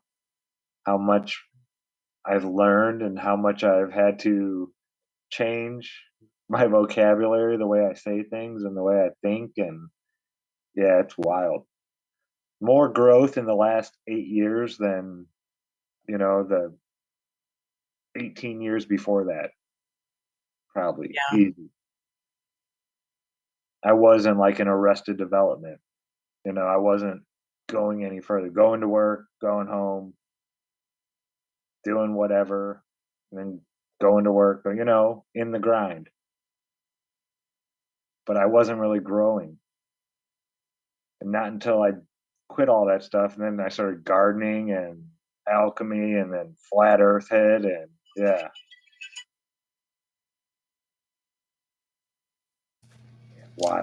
Wild. When I think of flat Earth ruining relationships, and we've talked about it, hell, we talked about it this show, but many, many times over the years, the person that always is the forefront of my mind, no matter what the conversation, is Mike D. Because I remember Mike D when he was sort of, hell, he might have been into flat Earth for a while, but this was back when he was still married. And Mike D. he had to try Mike D for life in chat. He's Oh, okay. yeah, sorry, not the rapper. I'm Mike D and I get respect. Your Yeah. cash and your jewelry is what I expect. That's what I think of when I hear Mike MCA D. was with it, and he's my ace. So I grabbed the piano player and I punched him in the face. Sorry, no, not that Mike D.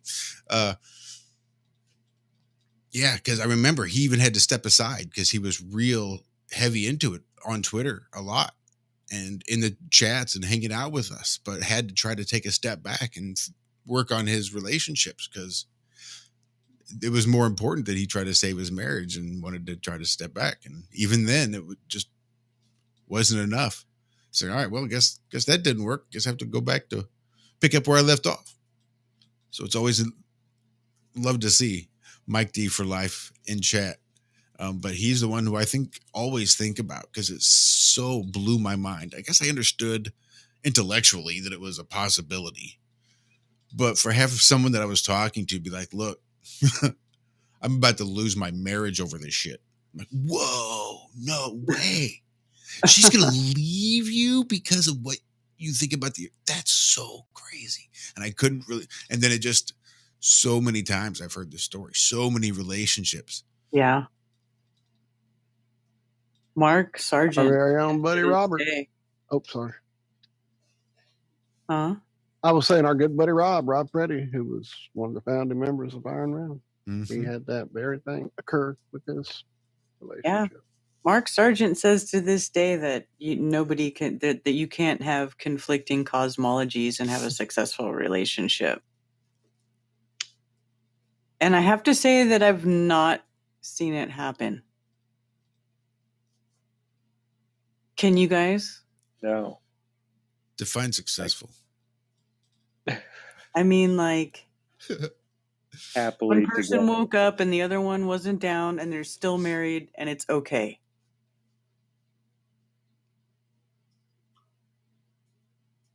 Maybe, And, Josh, are you that person? Are you the only one? No. I mean, my wife is not a flat earther.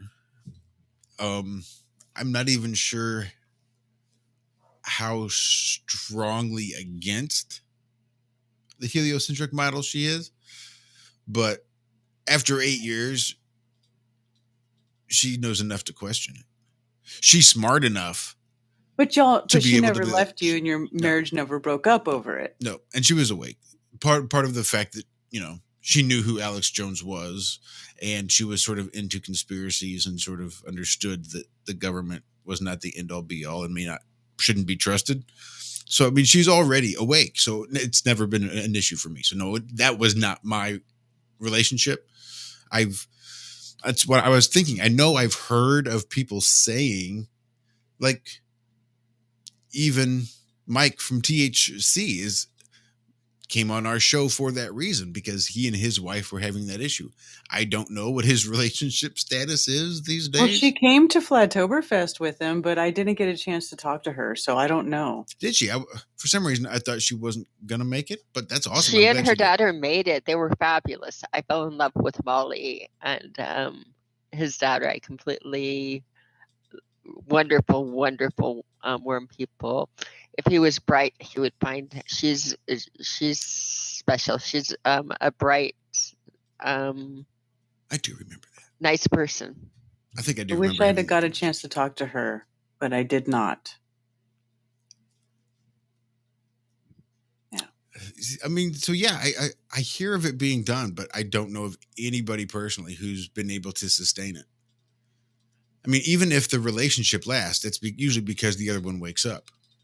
I don't know of anybody that's gone, yeah, I was a conspiracy theorist before, but then I just went back to sleep.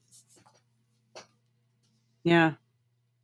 Because my wife gave me such a hard time, I just decided to look the other way. Yeah, one person is going to have to make some serious compromises in one direction or the other, for that to even work. And I'm not saying it's not possible, because actually I've heard of it, because in years past, before Flat Earth was able to go viral on the internet, and there was the thing that is going on now, there were Flat Earthers back in the day. You know what I'm saying? Like, before the internet, there were still Flat Earthers. Right. And they were married to people who didn't see it, and they just had to suck it up, for so long. That's what I'm. That's they had nobody to suck it up and just be like, oh, okay, because they were truly in the minority, and there was no way for them to find, these other people who had the same thoughts and realizations as them, because there was no way to connect with people internationally so quickly, like as there is now with the internet, right? Like, but it has happened. Yeah, there was a teacher in that little town that I moved to out in the country, and I never got to meet him. He retired the year before I moved out there, but he was the science and physics teacher, and he would give any student an A that could prove that the earth was moving or curved. Tell me that guy wasn't a flat earther. Yeah, right. You get an A in the class for this year, semester, whatever, how long it was, if you can do that. Give me a test to prove this. And I'm sure he never gave those A's out. Nope. Not a one. No, I believe there is a subsect of ball earthers that like to use that as like a real thought experiment, a social experiment. And I've heard a lot of people accuse flat earthers, and that's why we get called liars a lot of times, I think, is because they think we don't really think the earth is flat. We're just being contrary. Or we're running some big social experiment to see how people react to people that say that they're flat earthers. But they don't really think the earth is like not a ball. If they say otherwise, they're lying. Really? Come on. Right. Why? They're not that stupid. So I really think that that's part of... Jesus Christ, I just looked at the screen and I look like the son from the Teletubbies.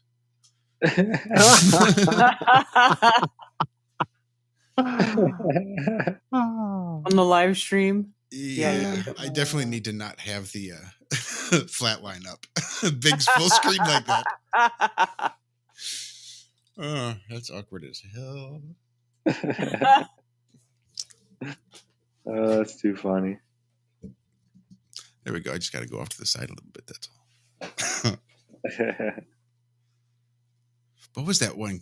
My mom, she was a bit of a hoarder. And I remember going through what things I could. And she used to have that Teletubby that would... And see, when it came out, it was funny. But now, I'm surprised there hasn't been a Teletubby burning. Because I'm pretty sure the Teletubby just said faggot over and over again, or you hit the button a couple of times and you got the rhythm and it made it sound like he was just saying faggot, faggot, faggot. I don't know why I was thinking of that. So I apologize. That was rude, crude, and sociably unacceptable. Fucking Yeah, you would think they would be. I don't know. There's like a. I think if you beg and plead and apologize your way out of it, because have you seen all those black faces Jimmy Kimmel has done over the? Is that his name? Yes. Okay. I know. Yeah, I saw I that don't South know Park any of too. these. What was that with the attorney? You better apologize. Jesse Jackson. Jesse Jackson, you better apologize. Apologize. Got him bent over the desk, humping him from behind to the rhythm of apologize. You better apologize. Token's like, Jesse Jackson is not the ambassador to all black people. Are you sure? He told my dad he was. They were. I haven't watched South Park in years, but they were comedic geniuses. One of those things I've always wanted to do as someone who owns a video editor on his computer is splice together. You need to apologize with the head of BP Oil doing, I'm sorry. I'm sorry. So sorry. And just laid out on the beach, I'm sorry. I'm sorry. You need to apologize. I'm sorry. Apologize. Apologize. I'm sorry. We're sorry. Someone's going to do that now. It's 1 million hits. Yep. Good idea. That's why you'll never know my t-shirt secrets. Gotta do the respect my authority. My authority. Yeah, Cartman. I think Cartman was the devil. Was there a language that he didn't speak? Most of them. Like he only spoke one, right? No, he spoke Spanish. He spoke German. He spoke all kinds of stuff. I didn't realize Cartman was multilingual. Yeah, because he was pretending like he was Hitler in that one, getting people to march down the street. They thought they were just chanting something, and he was having them speak German, saying something horrible. So then when he was the Spanish teacher, he was speaking Spanish. So let me get this straight. You're saying Cartman from South Park knows all of the languages in the world but one? Well, there's one language he didn't speak? What language? I don't Oh, know. I don't know. thought that's how we got this whole Oh. conversation started, was with Cartman in the language that he didn't speak. No, that's what I'm That's why saying. I was I mean, confused. well, they just have him speaking. I thought he multiple spoke English, languages. and he just didn't speak all the others. He just, he talks in English. What do you mean? But all of the others are the English languages he doesn't speak. He only speaks one at a time. Fuck. I think they have a devil character in most cartoons. Yeah. I think Lisa the baby is the devil in The Simpsons. I think Louise is the devil in Bob's Burgers. Hold on, There's Lisa always- is not the baby. The baby or Lisa? Or no, the Lisa. baby, Maggie. Baby, Maggie. Maggie, yeah. Maggie's the devil. Because of what she rings up at the grocery store? Doesn't What she? I thought she rang up as like $6.66 or something. Yeah.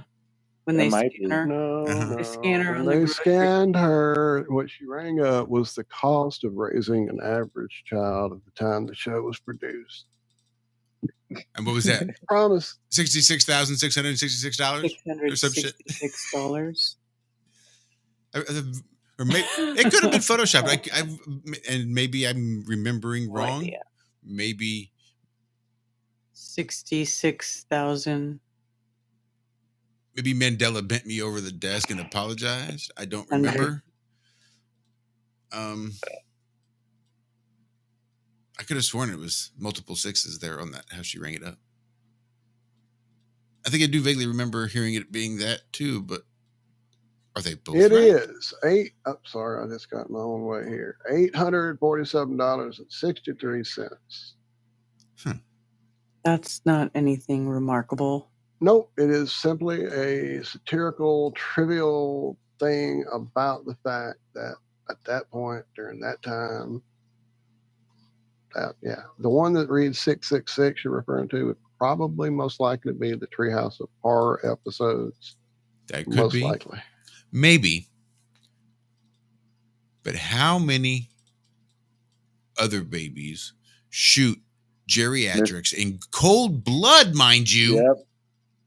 She's got guns everywhere. If they're not already evil.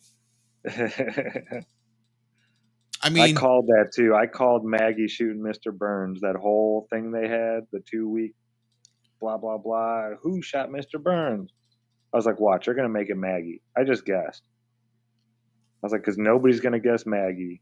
They're going to make it somehow Maggie shot Mr. Burns. now, And then didn't they make it a thing after that? Like she had guns stashed everywhere. seems like maybe, I don't remember. That was a long time ago. And it was Yeah, just it about the time I was starting to get disinterested, those multiple episode. There's been 33 seasons of The Simpsons this year. Good Lord. 33. That's right. Matt says, what?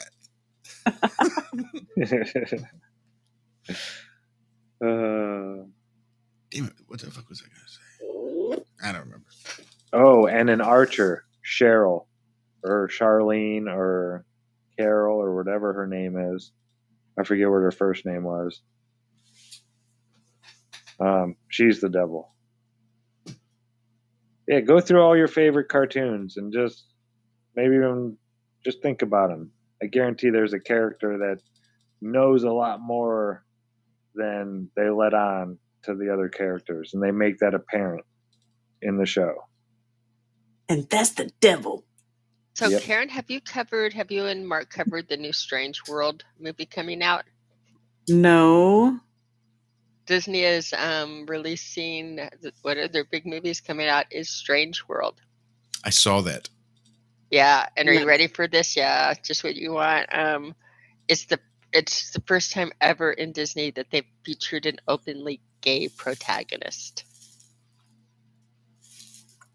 Tagline for the movie. I mean, that's the only thing I keep on hearing over and over again about the movie is Strange World, and first time Disney has ever featured a openly gay protagonist. So, interesting to see, because they can Mark copyright strike them for I taking don't Strange know. World? Only if he only if he ever registered the name, the trademark So name. Which I here's the learned a thing bitch. about copywriting too. You have to do it internationally as well, or else Yeah. you can just make a Canadian business and Yeah, steal the this is why I copyright. have not bothered to really copyright stuff yet.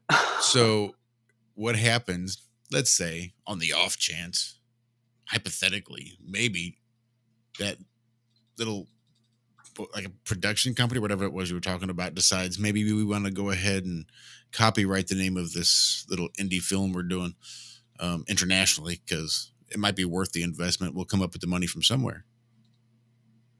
What does that mean for Mark and all of his catalog of shows? Does he have to go back and rename all the shows because now Disney has this copyrighted movie called Strange World? Now he has no. Or would it, if they actually did grants? I mean, that's why it's hard to get the copyrights on things like that. Probably not. I mean, you could probably search Strange World movie right now and find 3 other movies named Strange World. Yeah. There's probably 4 songs named Strange World and 16 books titled Strange World. I think he's probably okay.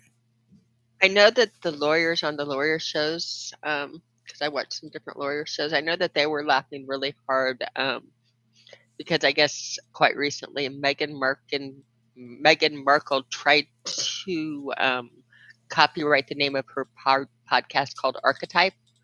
But archetype is a word that's been in the language for hundreds of years. And her trying to copyright the use of the word that, again, is in common English. The lawyers were getting giggles about it, and they didn't think it was going to be successful. We'll just put it that way. Daniel Becker in chat is saying Strange World tanked big time. Disney needs to go away for good. Fuck yeah. Which just again perpetuates the whole idea that you go woke, you go broke. I really think they overplayed their hand. It's part of that Overton window. At some point, they're gonna go too far, and then everybody's gonna turn around, and the pendulum's gonna start to swing the other way, and we have to really start to buffer. And I think there's going to be a lot of people coming to this realization that, holy fuck, this is all just a big fucking scam. And they don't need to swing that pendulum quite so far over. But people are done with this woke bullshit. There's just not enough gay people to support their gay agenda. They're overrepresented. It's because actually, you know what? Yeah, the whole thing is killing themselves. I know a lot of gay people numbers. that I don't think that the agenda they're pushing is the gay agenda. I don't. Not. Yeah, I think that what like they're a very pushing niche culture in Yeah. the gay community that's flamboyant and loud and this is fetish. This isn't the gay community. Yeah. This is How do we know completely that? Fetish. It's one thing. Yeah. How would you even? But what makes you say that that's just like this minority that's just flamboyant and they're not pushing an agenda? That's what I've heard people from the gay community say in a lot of interviews, that this is who's we don't interviewing them support though? any of them. So you heard it from the interview or from the gay person doing the interview? Would you say that maybe it was on like the news?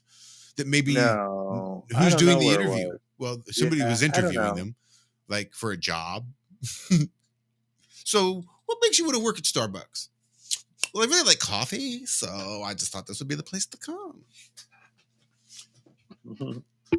No, the point is that you do hear about the drag queen story hours and the little kids in the library while the drag queens get up and read a book in drag outfits.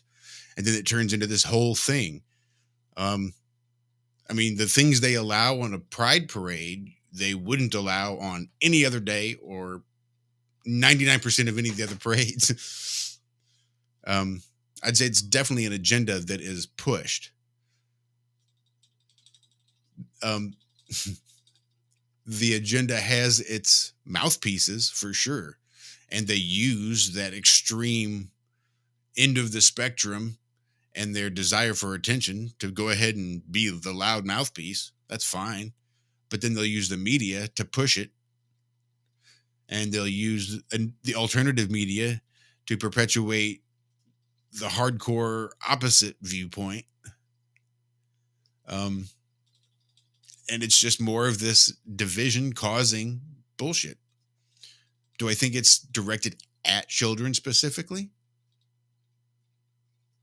Well, do I need to say again, it was the drag queen storytime hour for children at the library. So I would say it's obviously being directed towards children. Why did Disney movie tank? Because they thought that making an openly gay protagonist would be a good idea for children. Sounds to me like they're pushing it for kids. It wasn't an adult movie made by Disney. It was a kids movie made by Disney with an openly gay protagonist. And I think that people are done with the shit. I think their woke mafia has gone too far. I don't think that all this others, I don't think we're going to have to quite be so worried about a lot of this shit much longer. I think people are going to come to their senses. I think we're going to have to find something other than YouTube, because YouTube, I think there are people that won't come to their senses and they'll just flounder, like Disney. Like Disney, who just tanks on a movie and loses millions and millions of dollars that they've invested in getting this thing produced, and then nobody wants to go see it because it's just nonsense. And they can all see it for the nonsense that it is too. Oh, this is just a loud minority being pushed on us and pushed on our kids. Yep. Over it. They have a thing about the conservatives are burning books, banning books, and trying to make it look like it's a bad thing. You know how quickly they shut that shit down just by bringing in the books and reading it at the fucking school board meetings? Yep. That's all it took, was to show what was actually in there. Right. Go to a school board meeting with all the men dressed as drag queens. Did you see that one guy did go to the school board meeting in Canada dressed like the woodshop teacher with the ridiculous fake tits? No, that's awesome. Yeah. He went in there and they had petitions that were signed by a bunch of parents to get that teacher out of there. It was like 16,000 signatures. And he was like, "Are you going to accept our petition with 16,000 blah, blah, blah signatures?" And he was dressed with a wig with those fake tits, just like that dude. You know, and he was like, why are you being prejudiced against me? Like, he was totally playing it. Like, it was great. It was great. Did you see that mom who went in there wearing like a thong unitard thing that oh, beautiful, some guy was wearing while he was putting on a show for the children? It was a guy wearing that same outfit. Yep. And she was like, "I couldn't wear this anywhere out in public, and you're allowing a man to dress like this in front of your children and dance around? Mm-hmm. This is oh, she was awesome. I was like, you go." She's like, "I feel horrible. You know how disgusting I feel right now, standing here wearing this in front of you all? But I thought people needed to see what their children were seeing." Yeah. And yeah, parents, I think that was the last show that they had at that school, at least. Yeah. Good for them. Yeah, I really think it's on the decline. I think the more we just point and laugh, the better it's going to be. It's like, I think that's really all it takes. You don't need to get mad and get violent and shout them down. Just point and laugh. It was like a little child throwing a temper tantrum. Yep. That's that song I sent or played for you guys, Soapbox. What was it? Brett. Fuck, I can't think of his name right now. Anyway, it's like, yeah, big deal. Your opinion is louder than mine. Whoop-de-doo. You've got a loud opinion. Good job. And I think the more we just point and laugh, you're just don't even explain. The more they ask, just laugh harder. I think it just takes their power. It seems like there was a movie, some monsters or something, that just take all their power away when you point. Maybe it was even Friday the 13th. Fuck, I don't know. But you just point and laugh, and it just takes all their power away. What are they going to do? Oh, shit, yeah. Turns out I look stupid. I smell stupid. I am stupid. Maybe I should stop dyeing my hair pink and shave and take a shower. Yeah, that's what my aunt taught me. When I was real little, I was having trouble with nightmares because of Freddy Krueger and Jason. And my sister locking me in the back family room, taking the knobs off the television so I couldn't turn it off or change the channel. And just playing those movies and holding the door closed, screaming, "Freddy's gonna get you, Zack. He's gonna get you." Oh my God. She used to torment me so bad. But yeah, I would have horrible nightmares. My aunt just told me, "Oh, just laugh at him, hon. You have control in your dreams. Whenever you see those guys, just realize you're dreaming. It's not real. And you can make them dance around and do whatever you want." And sure as shit, I tried it and it worked in my dream. And after that, they just quit coming around. That's awesome. Yeah, Aunt Sharon, one of the most influential people in my life. She was awesome. Aunt Sharon rocks. She used to tell people, "I'm a witch. Just deal with it." Ha! I She like was a Aunt wood, Sharon. yeah, she was a wood witch. She was a good witch though. But she had all, oh man, I loved her garden. I'll show you some pictures of her garden one day, Karen. You would have loved it. Faces on all the trees and stuff. Oh, cool. Just all the different symbols, and it wasn't so much like a garden. It was like a wildflower garden with a lot of decorations. Frogs and gnomes and stuff like that everywhere, and That's so cool. yeah. Very cool place. But yeah, cool lady. She was a witch. Taught me a lot. Shout out to I don't know, Heartline Realm folks. in chat, real quick. I saw that she was having some issues with being a moderator. Who? Heartline Realm. Just a friend of ours that's kind of dipped in and out. I haven't seen her in a while. Just saw her, just said, "Hey, would you mind just taking my wrench away?"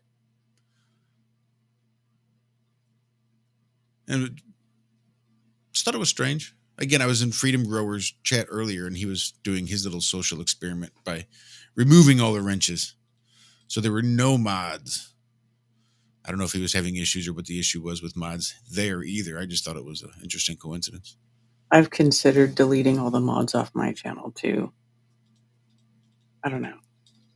We've done it a timer. Uh-huh. Because sometimes people will come in and be like, "There's so many wrenches here," and it feels I weird. know. I think that often too. And then And I think that YouTube, I don't think necessarily it's an accidentally done by other mods or other people. I think that YouTube will go in there and fuck with blocks and people who are hidden and people who can see themselves and do. Again, I think it's just more nonsense and peculiarities. Mm-hmm. So I nerdled about an hour ago, and about 15 minutes ago, it kicked in just like that. So if I get a little goofy, That'll that's happen. why. Yep. It's about perfect timing on it. I'm sitting here looking at the time too and thinking that starting the show tomorrow night at 9:00, that is going to be a late show for me and Karen. I don't know how you start the one at 10:00 at night, because yeah, starting at 9:00, that'll definitely be a late start time. So I might have to sleep in a little bit in the morning, take a nap. Mm-hmm. Oh no, Saturdays I'm up late anyway. I think it'll be all right. We'll see. Yeah.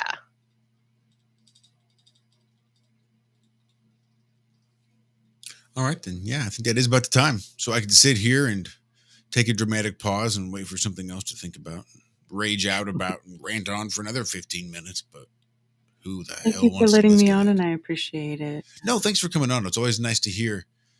I know it's such a uphill battle sometimes when you're trying to maintain intellectual honesty in a discussion. So when you feel like somebody else is not being intellectually honest in their arguments and you try to just simply point it out, not that you necessarily disagree. I was thinking about this about myself earlier today and my argumentativeness, my contrariness, because I'll argue with somebody about something that I agree with them about. Like, I'll completely agree with their stance, but because they're not being intellectually honest with their arguments and their stance from where they're coming from, I will just argue with them about that because I want them to see where they are not being intellectually honest. And I know that I get the impression you do that a lot yourself, and you try to hold people accountable for their intellect and their ability to think logically and critically about information that's being presented to them, and saying, look, if you claim to be open-minded and you claim to be able to interpret this information, then just stop and take a look at some of these things that you're accepting as to be fact and ask yourself, does that still pass that sniff test? And some people aren't sniffing it like they should. So thank you for holding them accountable. Oh, thank you. And thank you for everybody in chat. Good to see you. Even Jose. I'm not a troll, Jose. JG. Don't say we are all trolls. Don't try to bring us all down to your shitty level. Come on, dude. We are not all trolls. I'm sorry, but we're just. No, that's fine. I'm not a troll. Jose, are you a troll? Are you here trolling, Jose? Because I'm not here trolling. But he says we are all trolls. You know why? Because he's a troll. That's what he does. Yeah, you're a troll. Is what he wants. I'm not a troll, dude. Right. And just like that, he's trolled the show. And he's, you know how hard he's laughing right now? Yeah. And that's fine. And that's why we love Jose. I mean, you know, in small doses, but we love Jose. He only trolls. So before we go ahead. What you got? I made a little something for a friend of ours. He's helped a bunch of us out, so I made a little something for him. I've sent it to him, so he's got it now. I'm not sure when he'll be putting it up, but I'm going to go ahead and let y'all have a little taste. Where did I put it?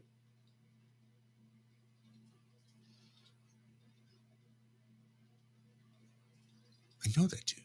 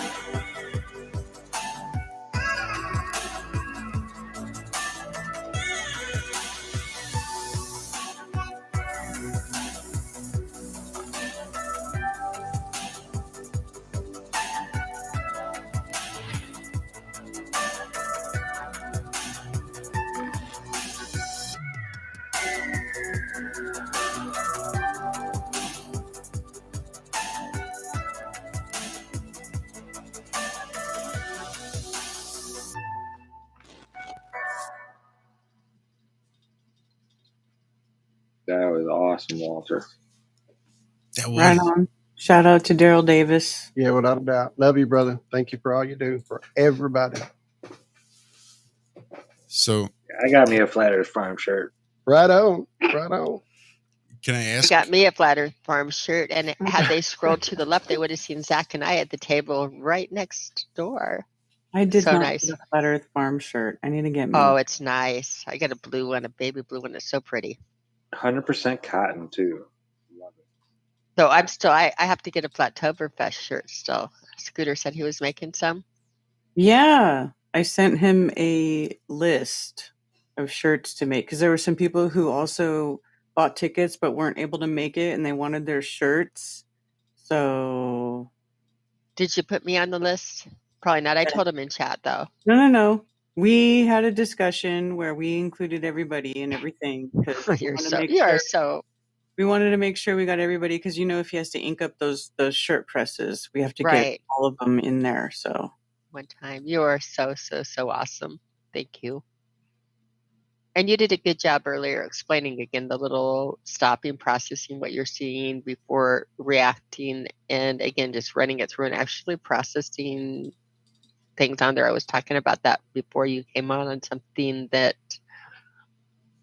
I have a lot I respect that you'd stop and do that it's not instant reaction, and so things are usually very well thought out. Something that I really wish that it's a skill. I wish more people would hone into that skill of, because things are designed to grab you emotionally. So kind of separate that from it and run logic on it. It's hard to do. It is. It is very hard to do. Hey, Walt, can I ask you a question? Something I've been dying to ask you. Oh, Lord, yes, go right ahead. How was your videos experience? Which one are you? Your most recent. It was fine, I guess. Everything was normal? Yeah. Huh. Didn't you just do one recently, today or yesterday? Yesterday. And you did yours just like we've always done them?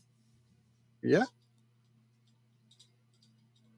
There must be a technical problem we should discuss at some other time, apparently.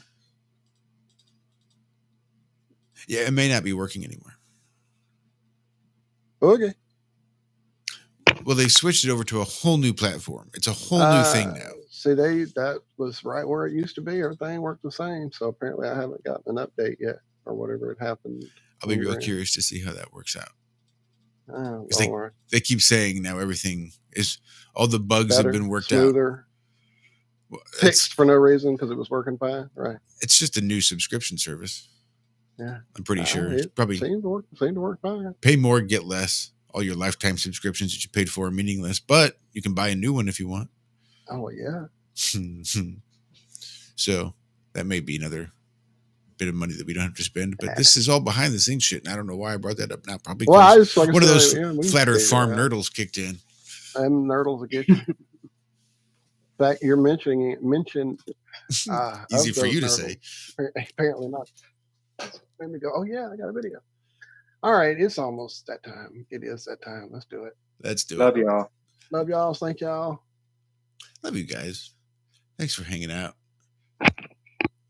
Good night, everybody. Come see me and Karen on the link that I put in the chat for tomorrow night on Yes. THC channel. Absolutely. Oh yeah, that should be fun. That should be fun. Don't forget to check out Awesome Austin and Thunder Chicken over on the Mellow Dome as well. That was nice. A really good show. The live premiere. They had to record it, but premiered it live. Check that out as well. Subscribe to THC if you haven't already. Subscribe to Melodone if you haven't already. Hell, subscribe to IRM if you haven't already. Make sure, well, who the hell is not subscribed to Karen B by now? Right. But fuck YouTube, so they might have unsubscribed you. So go ahead, double check, make sure you're still subscribed to Karen B. And we love you guys. We'll see you next week, some point, probably Tuesday morning. You never know about Friday morning, and hell, at this point, you never know about a Friday evening. But I think we're going to try to get something a little bit more regular. I'm looking for maybe a whole new redesign, I think. Do a studio teardown and rebuild, and maybe just a complete show teardown and rebuild. Yeah. That's what I was doing here in the room before I broke my ribs. But I'm getting better. All right. Thank y'all again. Thank you, Karen. Thank you, Brian. Yes, thank you much, Brian. Good night, y'all. Have yourselves a great rest of your night. And we will see you all right back here. Who the hell knows when? It's a crapshoot. if you do subscribe, make sure you hit that bell notification. Go to the comment section and tell us how badly we suck at doing this, even after 8 years, or how much you appreciate a chance for us and everybody to come hang out and relax and enjoy ourselves and just kick back and be whoever the fuck it is we want to be. And look for us on every other streaming service other than YouTube. I'm looking at you, Rumble. Have a good night, guys. Be good. Be well.